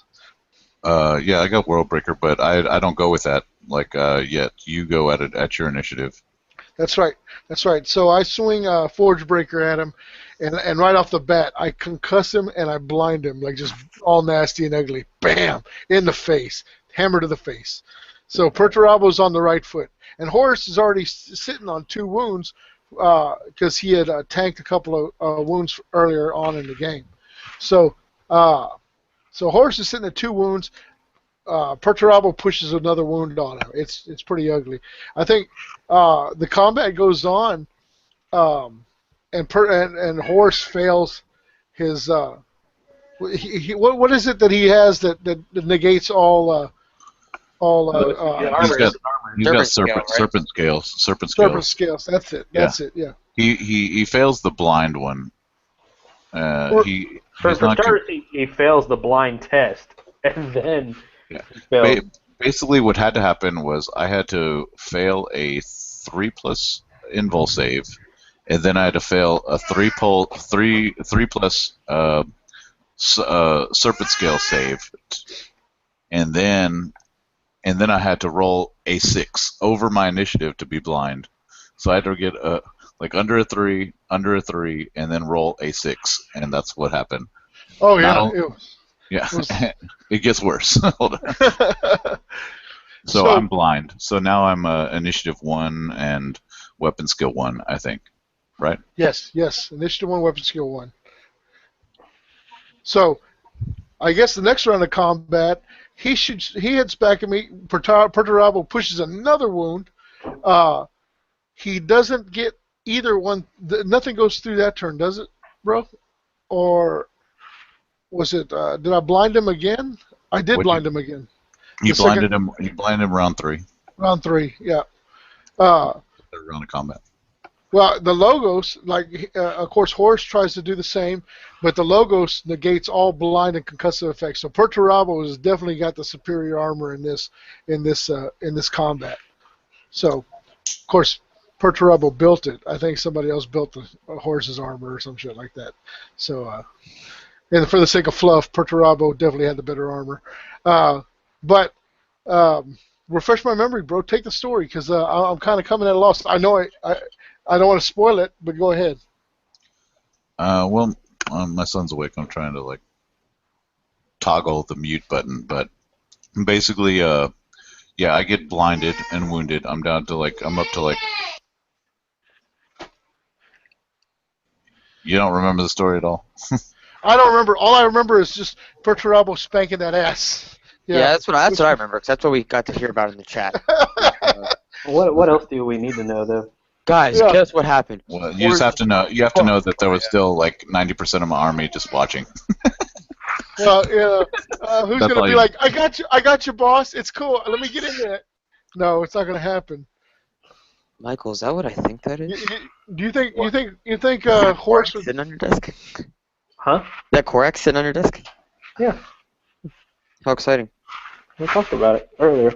Oh, well, I wasn't here, remember? He missed it. He was slow to the party. Yeah, I had to do stuff with the girlfriend. Okay, long story short, Perturabo, he had it. He had his number. He had the boss's number. You know what was weird though? I mean, what was weird was that Horus has got an awesome freaking rule which knocks down his opponent's strength. What is it, for every wound he takes, or is it? Yeah, it's cumulative whenever he takes a wound from it. Cumulative. So I mean, but Perturabo's hammer, double the strength, would have given him a 14. I think his strength 7 times 2, 14. So he would actually have to take Perturabo down 3 times before it actually started to affect his. The strength of his hammers. So, yeah, but pretty nasty roll for Horus there. But in this game, it just didn't come into play. Yeah, in hindsight, I probably should have just attacked with World Breaker the whole time, as opposed to that. I didn't know that your armor of badassness is that badass. That's right. That's right. That's the Perturabo armor. Hell yeah. So, yeah, that's what But happened. We so spiked yeah, ass. both victories on both end. I was still real pleased with how my list did, and I got new respect for Perturabo, and I thought it would have been in the bag. Yeah, there he is. The man, not the myth. The destroyer of the world war master. Perturabo. Look at that big ass hammer. Oh yeah, in the Man. face. The myth, the legend. That's it. Perturabo. Yeah, Hey, hell have yeah. you checked at Adepticon if Ferris Manus is taken, bro? Oh, I haven't checked. That might be a game changer right there. Right? No hammer. Forge breaker's so titties though. I have to take slap a hoe. Yeah. So That was a Fulgur made Forge Breaker, huh? yeah, Fulgur made Forge breaker for Ferris Manus, and Ferris Manus made Fulgrim's weapon, which the name eludes me. Fireblade, I think, or something like that. Fire Blade or Firebrand or something. Some stupid name. Dude, I cannot find the base for this Leviathan, man. I'm looking for it. And I can't find it. Hey But man, I've got one right here that. I mean, is it a sexy base? no, Yeah, sexy, but nobody makes sexy bases yet. Really? That's unfortunate. I can jump on that. I just, Hey, speaking of which, what are y'all's display boards looking like? Non-existent. I not know, talking- man. I know.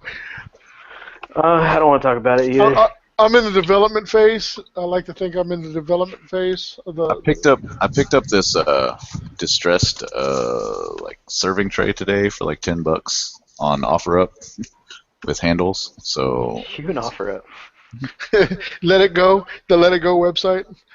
Let's put it this way: if I have a display board for Stiff 2, I sacrificed like a small toddler or something to the gods to get it. Simon, you are a small toddler. Well, I mean, I could pretend to be a warlord on the tabletop, yes, but that doesn't make me a small toddler. Man, I've been thinking about that for Adepticon. I don't really know how I'm gonna do a display board or anything like that. I talked about the concept I want to do, which is actually a pretty badass concept, but it would require me to pop all my guys off their bases, recast probably 60 new bases, which I guess that wouldn't be too bad. It's only 6 sets of runs. But then to take those bases and I would actually run them through my airbrush a like really dark purple and have like a shadow, like a black shadow. So like basically the display board that I have in my mind is Raven Guard from I don't know if y'all read the book what was it? It's with the Raven Guard who accepted the new gene seed and they're all like fucking Deliverance wolfing. Lost? I don't know if it was Deliverance Lost. Well, that's the only one that has the Raven Guard in it. I mean, is it one of the limited edition ones, or is it a normal backline? It was a short story where they went and saved some space wolves. I think right, and they had to fight the Wolfen and shit, right? Or they went to go save them and they ended up blowing them up. Spoiler alert. yeah, that's I know what you're talking about. Yeah. So like basically like they're sitting there, dude. It's a badass story for starters because it's Raven Guard in a desert, and they go to this planet, and the Sons of Horus are like basically attacking this bunker that these space wolves are in, and there's only like 5 or 6 space wolves in there, and they're like wolfing space wolves, like they've already started changing, and so the Raven Guard that go help are like, man, whatever. I want to say it's like, I don't know. They have the bad gene seed where like they're turning into these Raven monsters or whatever. So Raven Guard Wolfen. Yeah, Raven Guard Wolfen basically, and so they're like I see this scene because throughout the whole time they're basically slinking through a desert at night, and so like I have this like idea in my head of like some purple because all my Raven Guard, well, I guess I don't have any nearby, but all my Raven Guard have the sand bases that like I cast up too close. Yeah, so it's like sand, and so like all of them are painted like desert, and so I want to do like a purple desert, like a night sand. What night sand would look like? That would be pretty badass. Oh yeah, Yeah. his idea is pretty titties. But that's a lot of work. Yeah. So Yeah, Man. mine. What I'd love to do is do like a underground war style display board. I just literally like with like some like pillars and shit. I just don't have the time to do it, honestly. Like not like if I did, I could do it over the summer, but like just right now with school the way it is, I'm gonna be lucky if I get my suzerain painted up in time for Stiff 2. Here's the thing, though. You know, I mean, I was thinking about it, like going to Adepticon, like even just for ease of transport. Like, oh, I need to take my army over to this table. Instead of putting it back in the case and then loading it back up and moving it to another table and then unloading it, I think it'd be like almost a necessity to have like a display board. You know, I mean, if nothing else, a tray like Zach's got. You know. Yeah, I Yeah. mean I have a tray. I just don't have a display board. That's the thing. It's like I have a Ah, tray. if you get the tray, you might as well go full on display board, right? You know, I mean, no. Well, I mean So- I don't disagree with you, Josh. I'm just I want to find a tray or like I saw somebody actually just released something where it was like their entire army was magnetized to that box. Like basically it was Oh just, yeah, like, yeah. aluminum box, and the whole army was like rare earth magnetized to the bottom of it. And I was like, man, dude, I probably need to invest in that. That's not a bad idea, but it wouldn't have to be aluminum. It'd have to be metal because aluminum's not magnetic. No. The bottom was metal, but the frame around the box was aluminum, so that nothing could crush it, Ah, yeah, and it was gotcha. it was light. So Yeah, aluminum would be light. Colin's got Damn, that dope ass display board for the He's got- Mechanicum? Oh, Jesus, yeah. He looked into that son of a bitch. yeah, he did. that's like a fucking Forge World tile. I don't know how I'd get that on the airplane if that wouldn't Yeah. let me have. So we were talking about, like, packing an envelopes, like in a suitcase. You know, the envelopes in the suitcase, you know, I mean, if anything's going to look like, or a Charybdis, you know, Yeah. that's got to be the most bomb-looking model, I think. You know, I told everybody I think we should get to the airport like at least an hour or two early.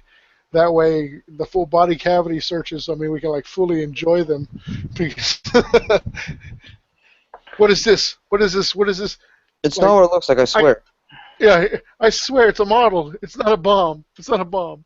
I Well, would like, it could would- be a bomb, but it's not. I don't know. throw what your is ass this? to the bus What too. is this? I'd be like, hey, he's Middle Eastern. Look at the beard. Look at the beard. His last name says De La Rosa. It's a cover. It's not. He's not.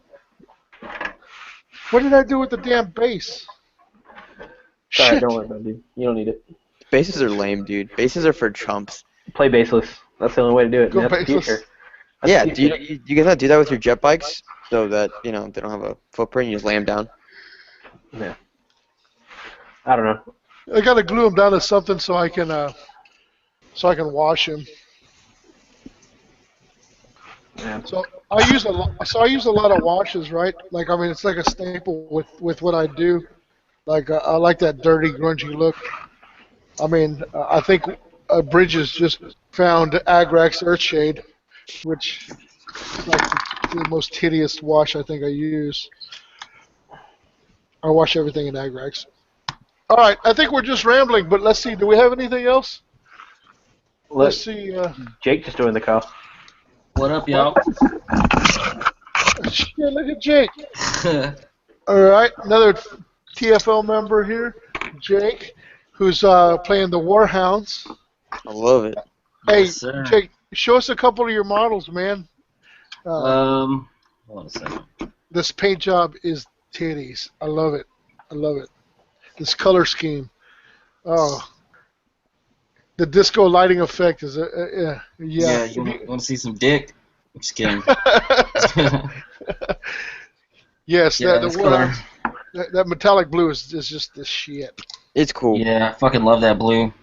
Try to get as much. This is the most detail I've put in any models. My tower, not as detailed as these are.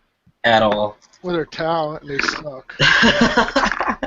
Dude, those bronze helmets, man, with that wash over them look so fucking good. Oh yeah. Like you don't get to see like bronze like that, but other than minotaurs or whatever, Yeah. it looks fucking great in person. Fucking. Oh yeah, check out the butchers, dude. Oh, look at the butchers. Bet you never Woo. thought you'd see a blue and bronze butcher. That's pretty badass. No. Yeah, hell yeah. Need some blood splatter on that thing, Jake. Yeah. I want to throw some blood on them. I'm still thinking about the axes. I think I may change the axes a little bit. So. You trying to like make them less chaotic or what? Yeah. So I don't know. I kind of want to dip them in blood, sort of, but. Like real I don't blood? know. Yeah, like I'm gonna cut myself open and fucking use my real blood. Dude. That's how you know you're a metal player. Like you're just like. Yeah, I'm fucking metal. I told him it's a commitment. Yeah. I mixed blood into my red paint for my blood angels, so like.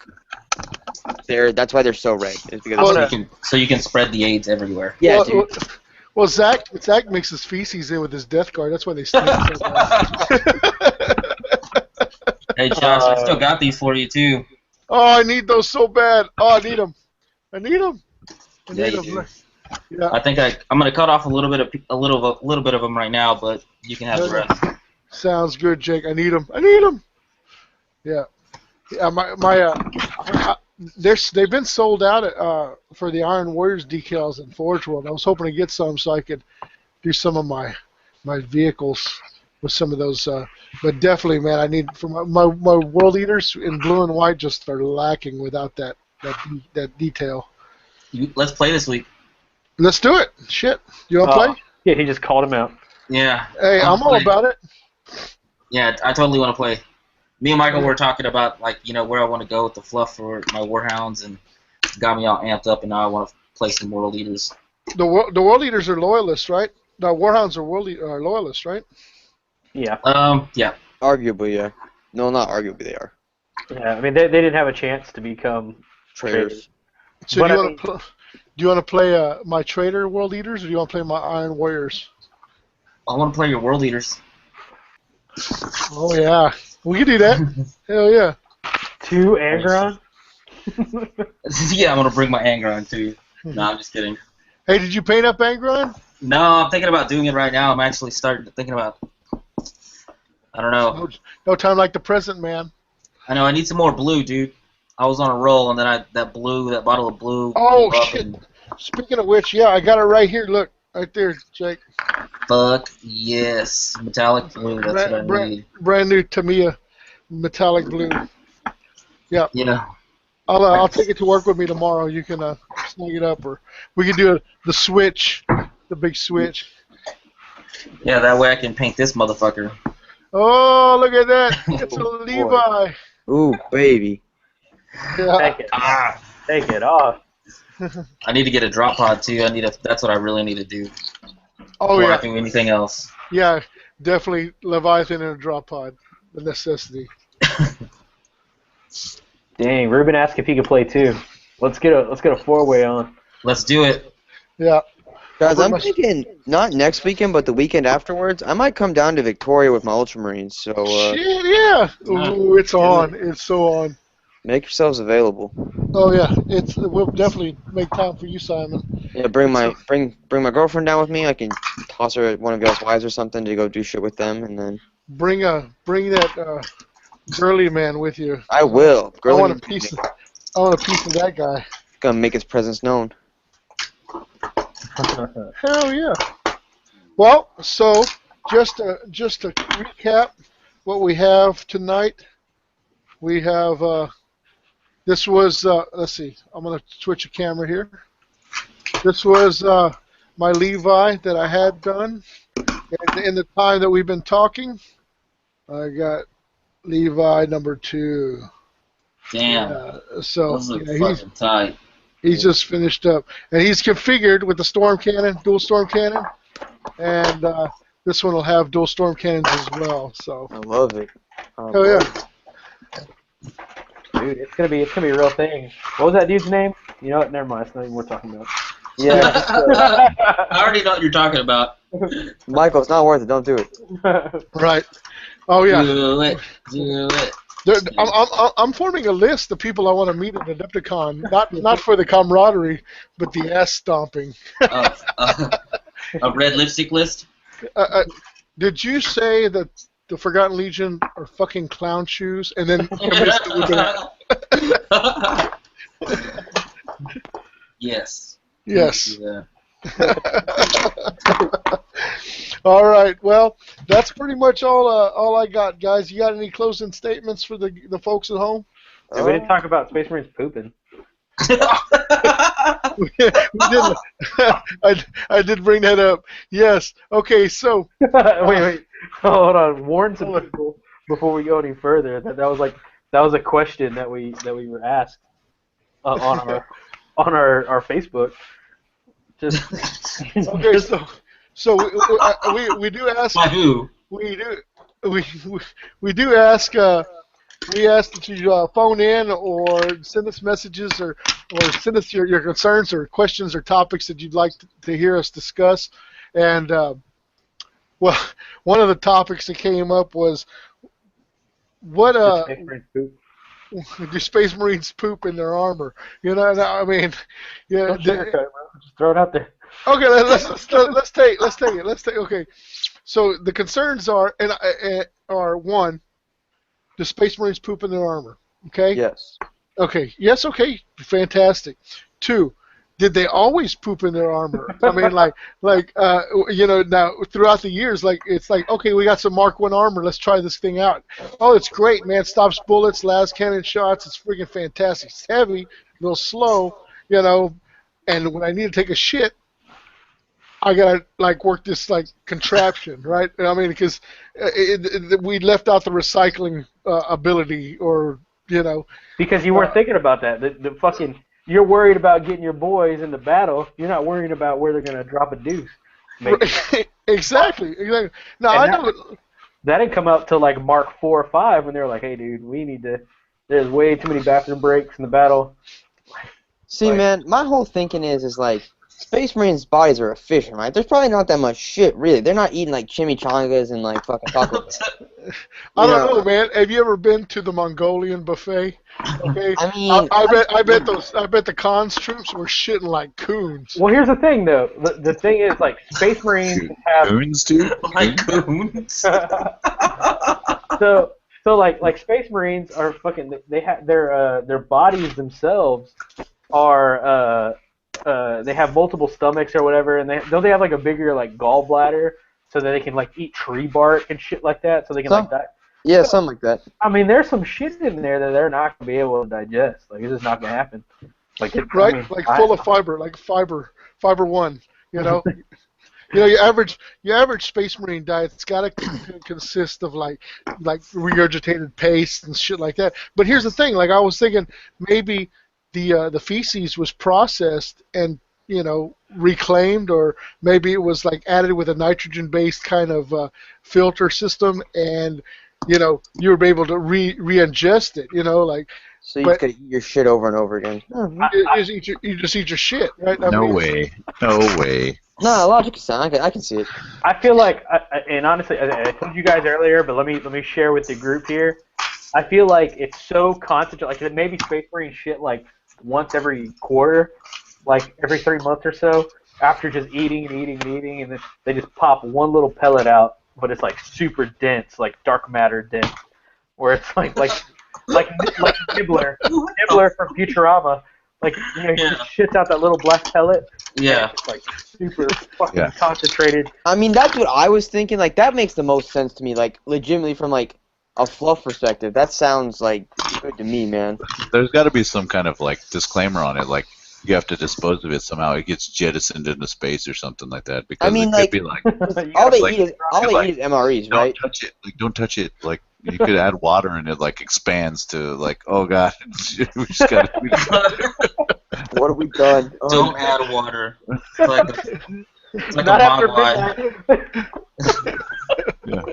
I mean, it'd be a hell of a lot more it's not like snakes and sparklers, man. This thing's gonna just blow up on your ass, shit, years of shit just in your face. Okay. So Codex Astartes. You know, I mean, here's the thing. Here, I mean, and this is one of the things that triggered this whole discussion was, you know, the Codex Astartes. You know, I can understand your Legionnaires. You know, pooping out a super concentrating pellet. Like, you know, hey, we're shitting once a blue moon because our diet, our regime is like that strict. You know, your average Space Marine is not taking joy from eating chimichanga at fucking Fred's taco stand on the corner. You know what I'm saying? But now keep in mind that, you know, something else. What about like your Emperor's Children? Now I know the Emperor's Children always get a bad rap, and we always come back to the Emperor's Children, but these guys are like pleasure incarnate, right? So I mean, no limits, no boundaries. You know, they're hermaphrodites, and they're doing men and women, and they're sewing their lips to their assholes and whatever, right? Right. They're, Yep, they're that's Cuban what's happening. centipeding. Yeah. You know, so of course they're going to take pleasure. You know, if the Codex Astartes says, "Hey, don't eat Taco Tuesday," you know, Eidolon is first in line Taco Tuesday. That dude is like gunching down some really shitty foods because he's like, you know what? I'm gonna go screw a couple of prostitutes. I'm gonna Like go Cleveland take it. Steam. Yeah, Cleveland Steams to masses. yeah. So he's like, you know, Or like Remembrancer's sternum with his super concentrated Cleveland steamer. Oh my god. Fuck. so your average Emperor's Children is gonna take pleasure in eating some food. I know I take some pleasure in eating some chimichangas. You know So what I'm you're saying? telling us you're a Emperor's child? I'm not an Emperor's child, but I tell you what, if Codex Astartes says, "Hey, you can't order freaking strawberry cheesecake pancakes at IHOP," then I'm all about Emperor's Children because you know those dudes are eating some freaking pancakes and some really shit that's bad for I you. feel like you the know? Codex started as like a cheat day. Like Saturday, like Gillum was like, "Shit, man! Like I like my cheesecake. I can't just say no all the time." So like Friday's like you have one cheat day a week, you know? I could imagine Gilliman like closing his door and like locking it, and, like lowering the light, and like looking around and like talking dirty to oh, it's paint water, Mama, don't drink that. It's like just like walking slowly and opening like this fridge, look around like, oh yeah, this is like a single slice of cheesecake in there. You see Dodgeball where he got a slice of pizza and he like shoves it down. Yeah. Yeah, that's what I see. He's That's like what- fucking yeah. the slice of pizza. Nobody makes me bleed my own blood. I see Okay. I see Gilliman cheating with some cheesecake. Okay, so where I'm going with this is, you know, not all your average Space Marines are shitting out the super concentrated pellet. You know what I'm saying? You're in the middle of battle. You just jumped out the Cerastus Ram. You're swinging your chainsword. You know, you just had your Mark II armor cleaned, but it doesn't have a filtration system, and then all of a sudden the pangs of freaking diarrhea hit, right? Yeah, I mean you're clinching, right? And you're swinging your chainsword, and I mean, you know, world leaders, I don't think would really care. I think they just shit all over themselves. You know, blood, feces, you know, whatever. But I mean, let's picture your average Imperial fist in battle, right? His armor's yellow. You know, it's gonna stain. You know, I mean, do you have like, you know, you got serfs back on the ship, like those human serfs that are like they take care of your armor, and they polish your shit and everything like that. You know, Literally. these You guys have, got the you have worst the guys crew. that didn't pass the Space Marine program. Like what are those called? Like the people who didn't pass. So each Space Marine's got his own Zeke. That's what I'm hearing, right? Shit, Simon, I was building up to it, man. You can't just take out the wind of my sails, right? I'm sorry, dude. I didn't know. I didn't know. Great minds think alike, man. So the Space Marines obviously have their own shit guys, okay? You know, which brings me back to Stiff 2 and our shit guy. So, you know, if I have a bad chimichanga day and I take a big old shit in my pants, you think I can get my shit guy to clean it up with Stiff 2? I mean, I mean, that's how it works, right? That's the rule. Well, I'm not saying it's gonna happen, but at least you got insurance in case it does. Yeah, I mean, That's right, You know how nerds are pretty fucking gross, man. Like a bunch of neck beards and stuff, right? If you jokingly tell a nerd that he can shit on the floor, he's probably gonna You shit on the probably floor. will do, yeah. It's probably gonna happen. We all grew up around it. All right. So that's the shit. Also, one more thing I'd like to touch on. I got these new what this right here is. Let me move the camera. This right here is AK Interactive. I don't know. Can y'all see? Yeah, I can see it. AK Okay. Interactive. Is this backwards? I think it's backwards, right? Yeah, I Not, guess. not to us. Not to us. Not to- Not to us. Okay, just for me. Okay, AK Interactive streaking effects. I picked up some of this stuff. These are some new products that I picked up to try out, and the streaking effects. I got three different containers in here. One is Winter Grime, one is Rust, and the other one is Streaking Grime. This And one is pretty dope, for the record. if you haven't checked this stuff out, man, I've seen the tutorials. I'm using it on my big project right now, and if you do it according to the tutorials on YouTube, this AK Interactive is some fantastic stuff. So I really look forward to using some of this and maybe giving you all a full-on review. Simon says it's good stuff. He's used it. I know Michael's used it. Dude, look at this. But Look at this nonsense, man. okay, hold on. Switching over to Michael. Look at that. Oh, AK fuck around. Interactive. And I can't. That's all I can fit in my hand. Okay. See, I'm a fucking punk bitch, so I just go to the Hobby Lobby section and buy the oil paints, and you can because I'm a poor guy, you can do it for cheap. So the oil paint, you can get the same effect from an oil paint, huh? Mineral Like a spirits. tester? Sorta. You just need mineral spirits to. Yeah. thin it So down. you get really high. Not that I've done that on accident or anything, but it might have happened. Okay, so next thing I got was this is Vallejo. This is brown earth. That shit's It looks bad. like peanut butter. It comes in a big ass jar. Doesn't smell bad, but look at it. It's kind of it looks like shit. It does, Shit, but yeah, I it mean, does. A little bit. but I tell you what, for basing, like tank tracks and that grimy look, this brown earth. It comes in a couple of different colors depending on what your base is or where your army's themed at. But this is some good stuff. This brown earth. I got a chance to try this out, and you get so much of it. I mean, it's I can see doing every tank that I may ever own with this stuff and still have stuff left over. Is it kind of like the Games Workshop texture paints?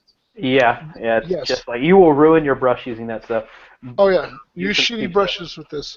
But that Like- that stuff right there, that brown earth with AK Interactive pigments and the AK Interactive pigment setter is like the best combo you can do for some muddy ass. Yeah, that pigment fixer right there, and with the pigments, it's golden. Hey, actually, David said that he just ordered some chipping fluid and can't wait to try that out. That's also really good stuff. I use some of that. Hey, Josh, do you have that Torox, that black Torox? Yeah. Hold on. Yeah, I used David. I used the chipping fluid on this Torox that I gave Josh, and like you have to be like it'll go crazy on it. Like that's all done with the chipping fluid. I know a lot of people say you can do the hairspray effect, and It's not as good. Yeah, it's like that's all done with the chipping fluid, which it just works really well. Also, I have the Spartan that you use that brown earth on. Is that what you use, Michael, on this? Oh yeah, show them that. Yeah. Oh, look, there's the brown earth. Oh, fantastic. Without pigments. So that was just the brown earth on there. So that's no pigments, nothing like that. So it's like that full on like mud effect on there. Yeah, it's got a lot of texture on it. I used it on this right here. That's just a.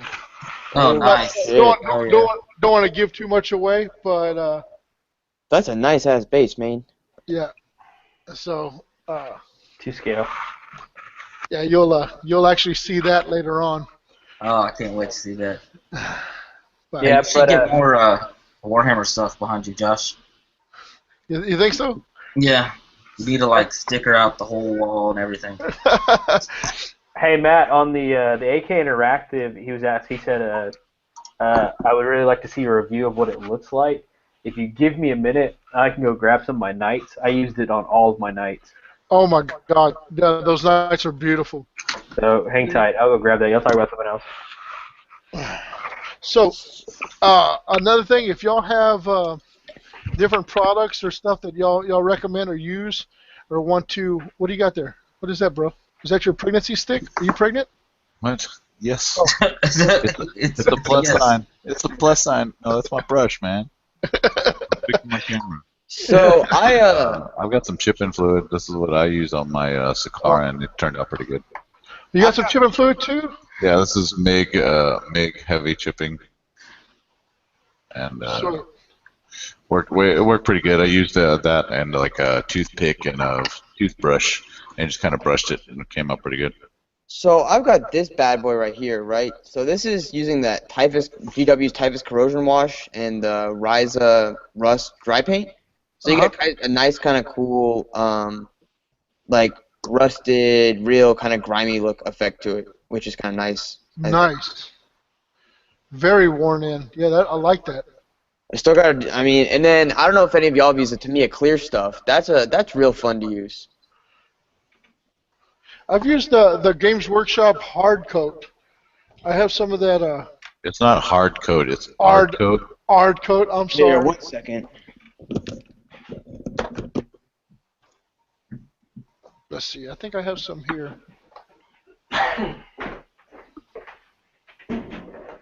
Oh, we lost Simon. He said, "Wait a second." Oh, He No, had to go to his. I'm bunk talking bed. about that candy metallic, like doing something like this, you know, that with so a nice silver base and then with that Tamiya clear over it. oh yeah. That Yeah, that that looks clear really tight. brings out the Yeah. depth.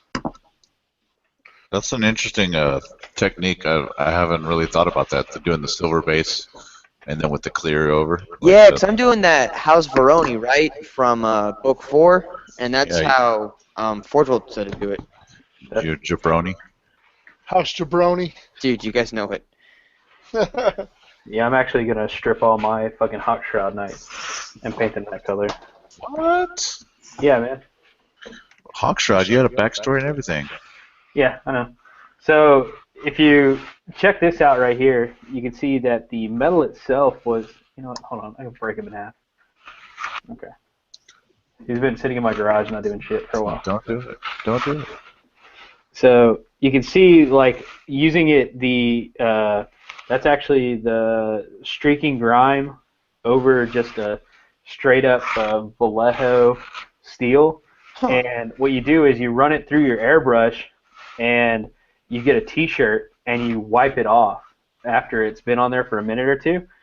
And then I also did it on the panels and did the same thing. And so you can actually see, like, you kind of get some in the recesses and all that. And as long as you follow the gravity, you'll get the streaks, which the streaks are actually a little bit harder to see. I don't know if it'll ever get close enough to actually be able to see them. But when you actually start getting to the panels themselves, especially on like the yellow, you'll start seeing that. Oh, that yeah. it really darkens them through the actual. I love that streaking on that chest plate. Yeah. Yeah, and you can actually see what you do is if you follow the gravity of where it would go on the model, then what the fuck is going on? Oh, my cat's pushing on this drawer. I thought it was dying. It was opening. I was like, what the fuck is this drawer opening? Okay, but you can actually like see on the model itself where like a lot of the streaks come in. It makes it kind of like gives everything a tonal effect, like I guess like a dark tone to it, and like it just all streaks down. And if you want to see like a way to apply it or like watch somebody that like applies it and shows you how to do it, Dr. Painted is he's another YouTube channel, super fucking informative guy. He actually just made a tri-leg Night Warden. He converted one up and painted it, but he paints an Imperial Knight and he shows that like his method on how he does it. And I kind of took that method and like ran with that method, and it's super nice. Badass, man. What's a tri-leg? Like a potato sack race, or? Have you ever seen the old Night Warden models? The ones with the three No, legs? I guess not. The dick leg? Like Yeah. I didn't.